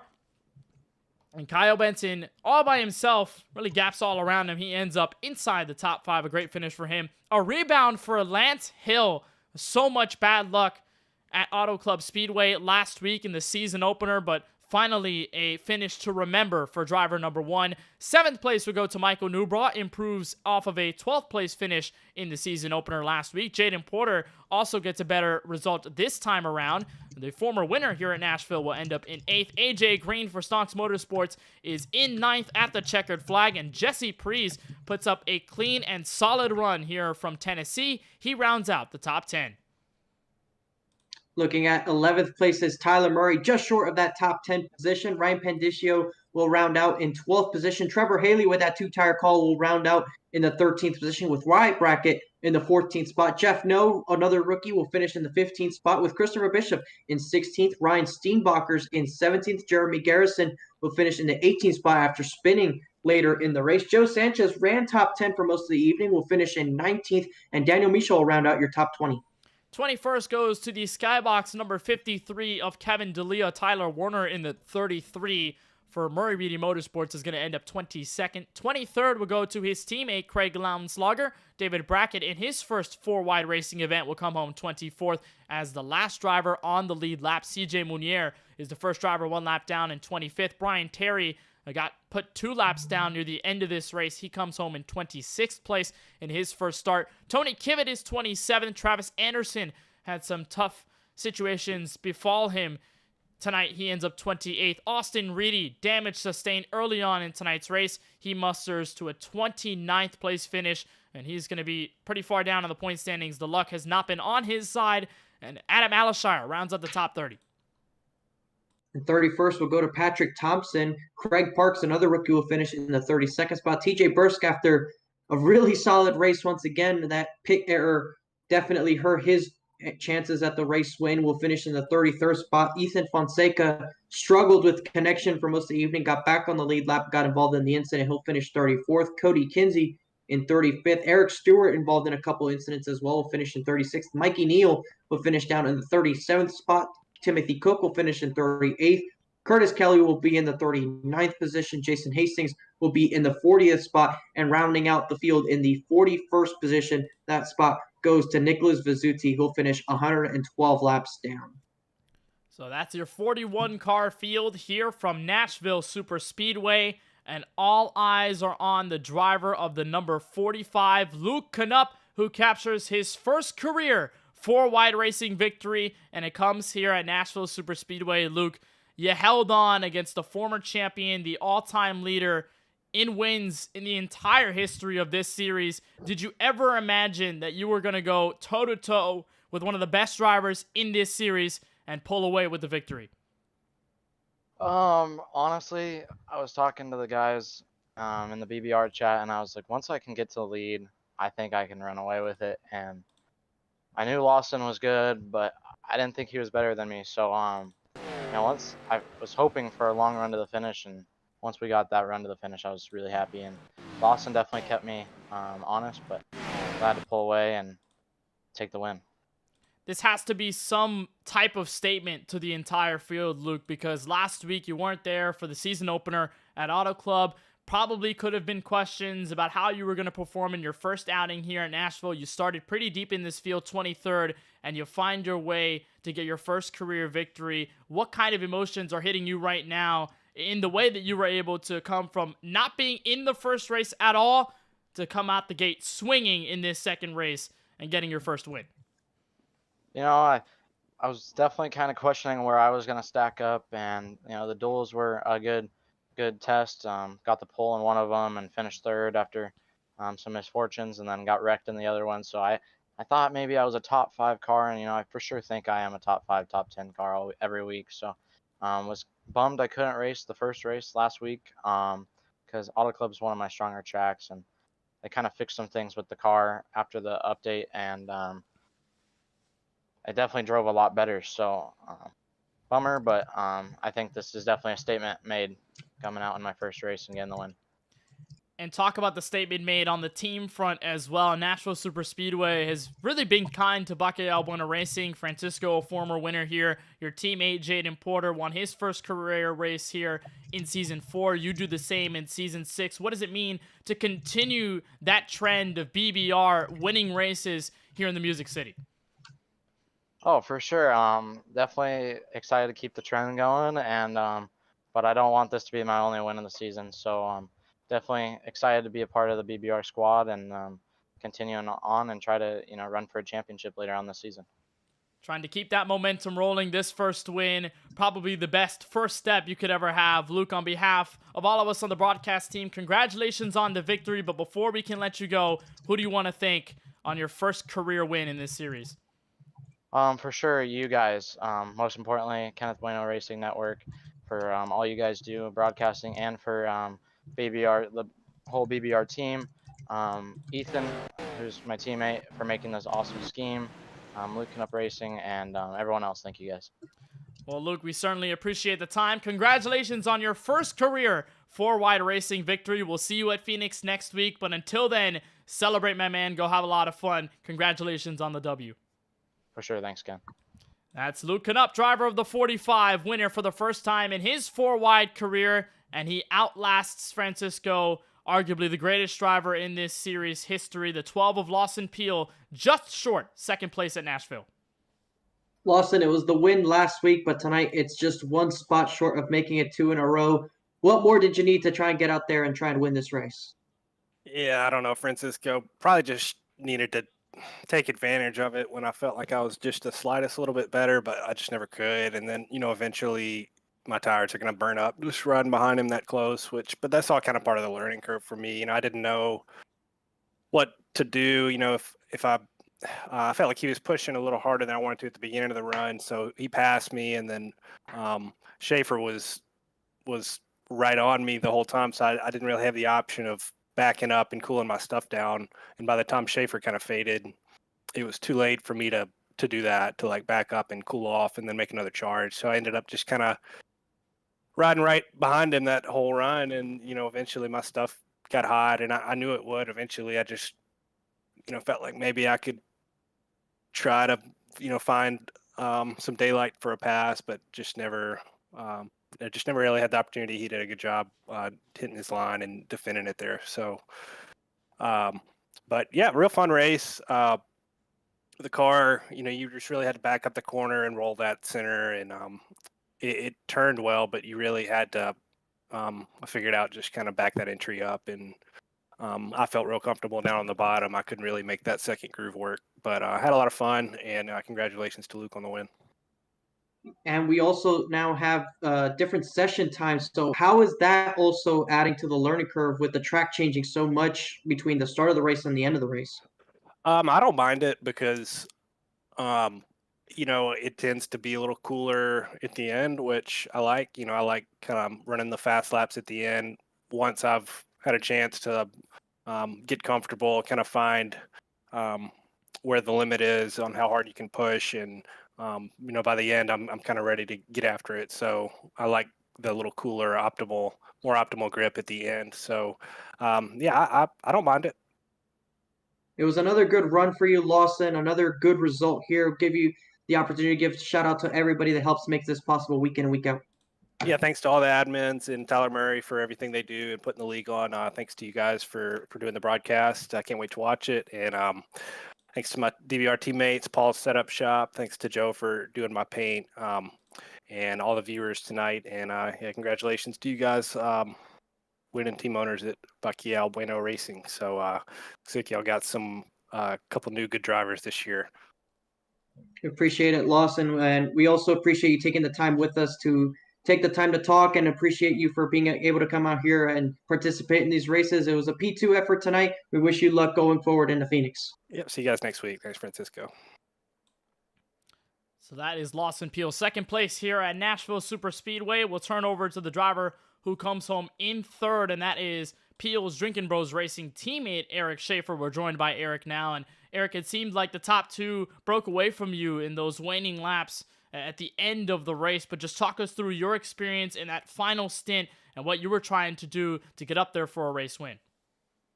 I don't know, man. I was on Lawson's backside there for a little bit, and then I saw him. I backed off a little bit, but I saw him starting to bump Luke, and I was like, nope, I'm not going to be involved with this. So I just backed off a little bit to where I had to maintain pace in between them and in between Benson, and kind of just rode there to the last couple laps. It was certainly a calm last couple of laps for you, Eric, but I mean, this race certainly played in your hands. You ran up front for a good amount of it. You led 28 laps. You started 8th in the top 10. What is it about tracks like these and these types of races, partially with this car, that has given you the opportunity to run as well as you have and to stay up front and give yourself some well-earned points going into Phoenix? All about rhythm, man. These cars are all about momentum and everything else, and it's just getting yourself in that mental rhythm and that physical rhythm that you need to do every lap. And yeah, it's just I with me being racing like I used to in the past, man, it just transfers from real life over to here to do a rhythm on. I consider this kind of like a short track, so you get in that short track mentality and a rhythm. It's just something I'm used to. And it's your second straight top 3 finish. It was this exact placement that you ended up at Auto Club last week on Wednesday.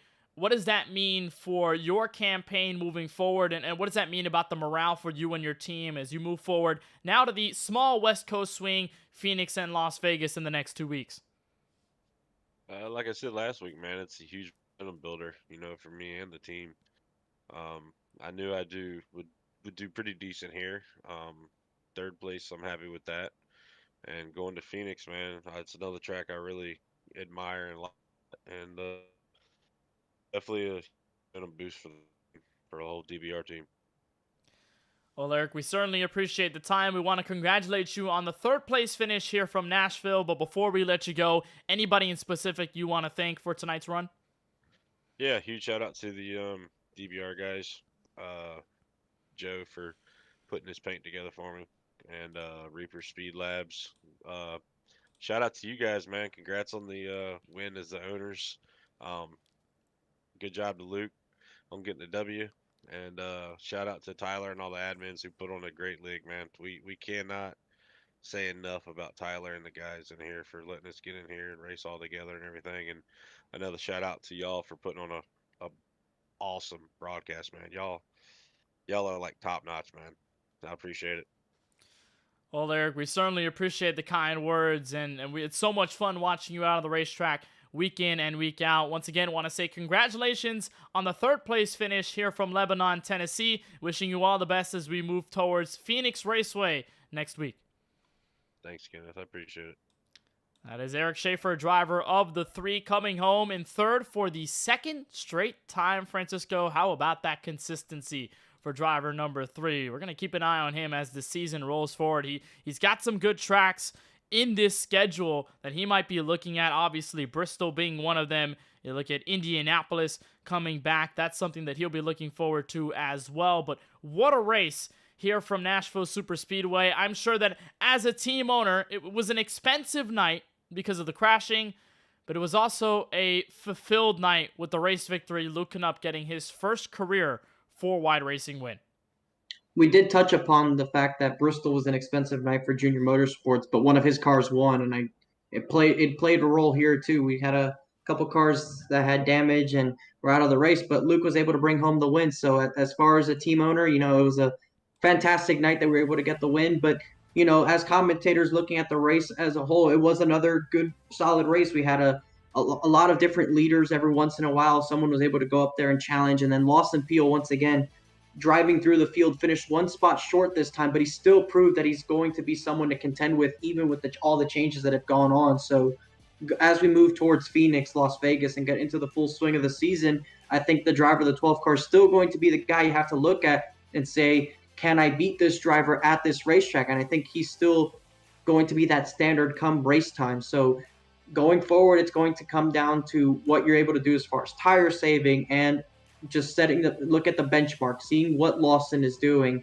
And, another interesting point is that we go to a different style track. We go to Phoenix now next week, which is an asphalt, but it's a 1-mile track, and it's the layout of it that makes it interesting. The restart zone is now where that dog leg is. You're able to cut all the way down there. It's a completely different layout to what we've seen. And then we go to a standard 1.5 miles before we go to Talladega Superspeedway, followed by Pocono, the tricky triangle. So the first 6 races, Kenneth, is truly an interesting way that it's been organized, because all 6 are entirely different to each other, and the next bit of the equation is going to be a 200 lapper in the desert. It's a test, no doubt, for every single driver in this field. You touch on Lawson Peel. He's been successful at Phoenix before in 4-wide racing history, but it was his teammate Brandon Banks who absolutely took advantage of a last lap crash by Kyle Benson to lock himself into the championship 5 a couple of months ago. We'll see if the same fireworks come about when we visit Avondale, Arizona 1 week from tonight. Well, that would do it for our coverage of the 4-wide racing TJ's Team Series from Nashville. A big congratulations to Luke Knupp on his first career 4-wide racing win. And for all of those at 4-wide racing that makes this possible, for Tyler Murray, the league owner, and all of the admin team people, and all the members of the race council, and from all of us at the KBueno Racing Network, for Charlie Byer, for Keelan Belsha, and for my colleague in the booth tonight, Francisco Bacallao, my name is Kenneth Bueno, saying so long from the Music City. It's a new winner in Luke Knupp tonight from Nashville. We'll see you at Phoenix Raceway next Wednesday night.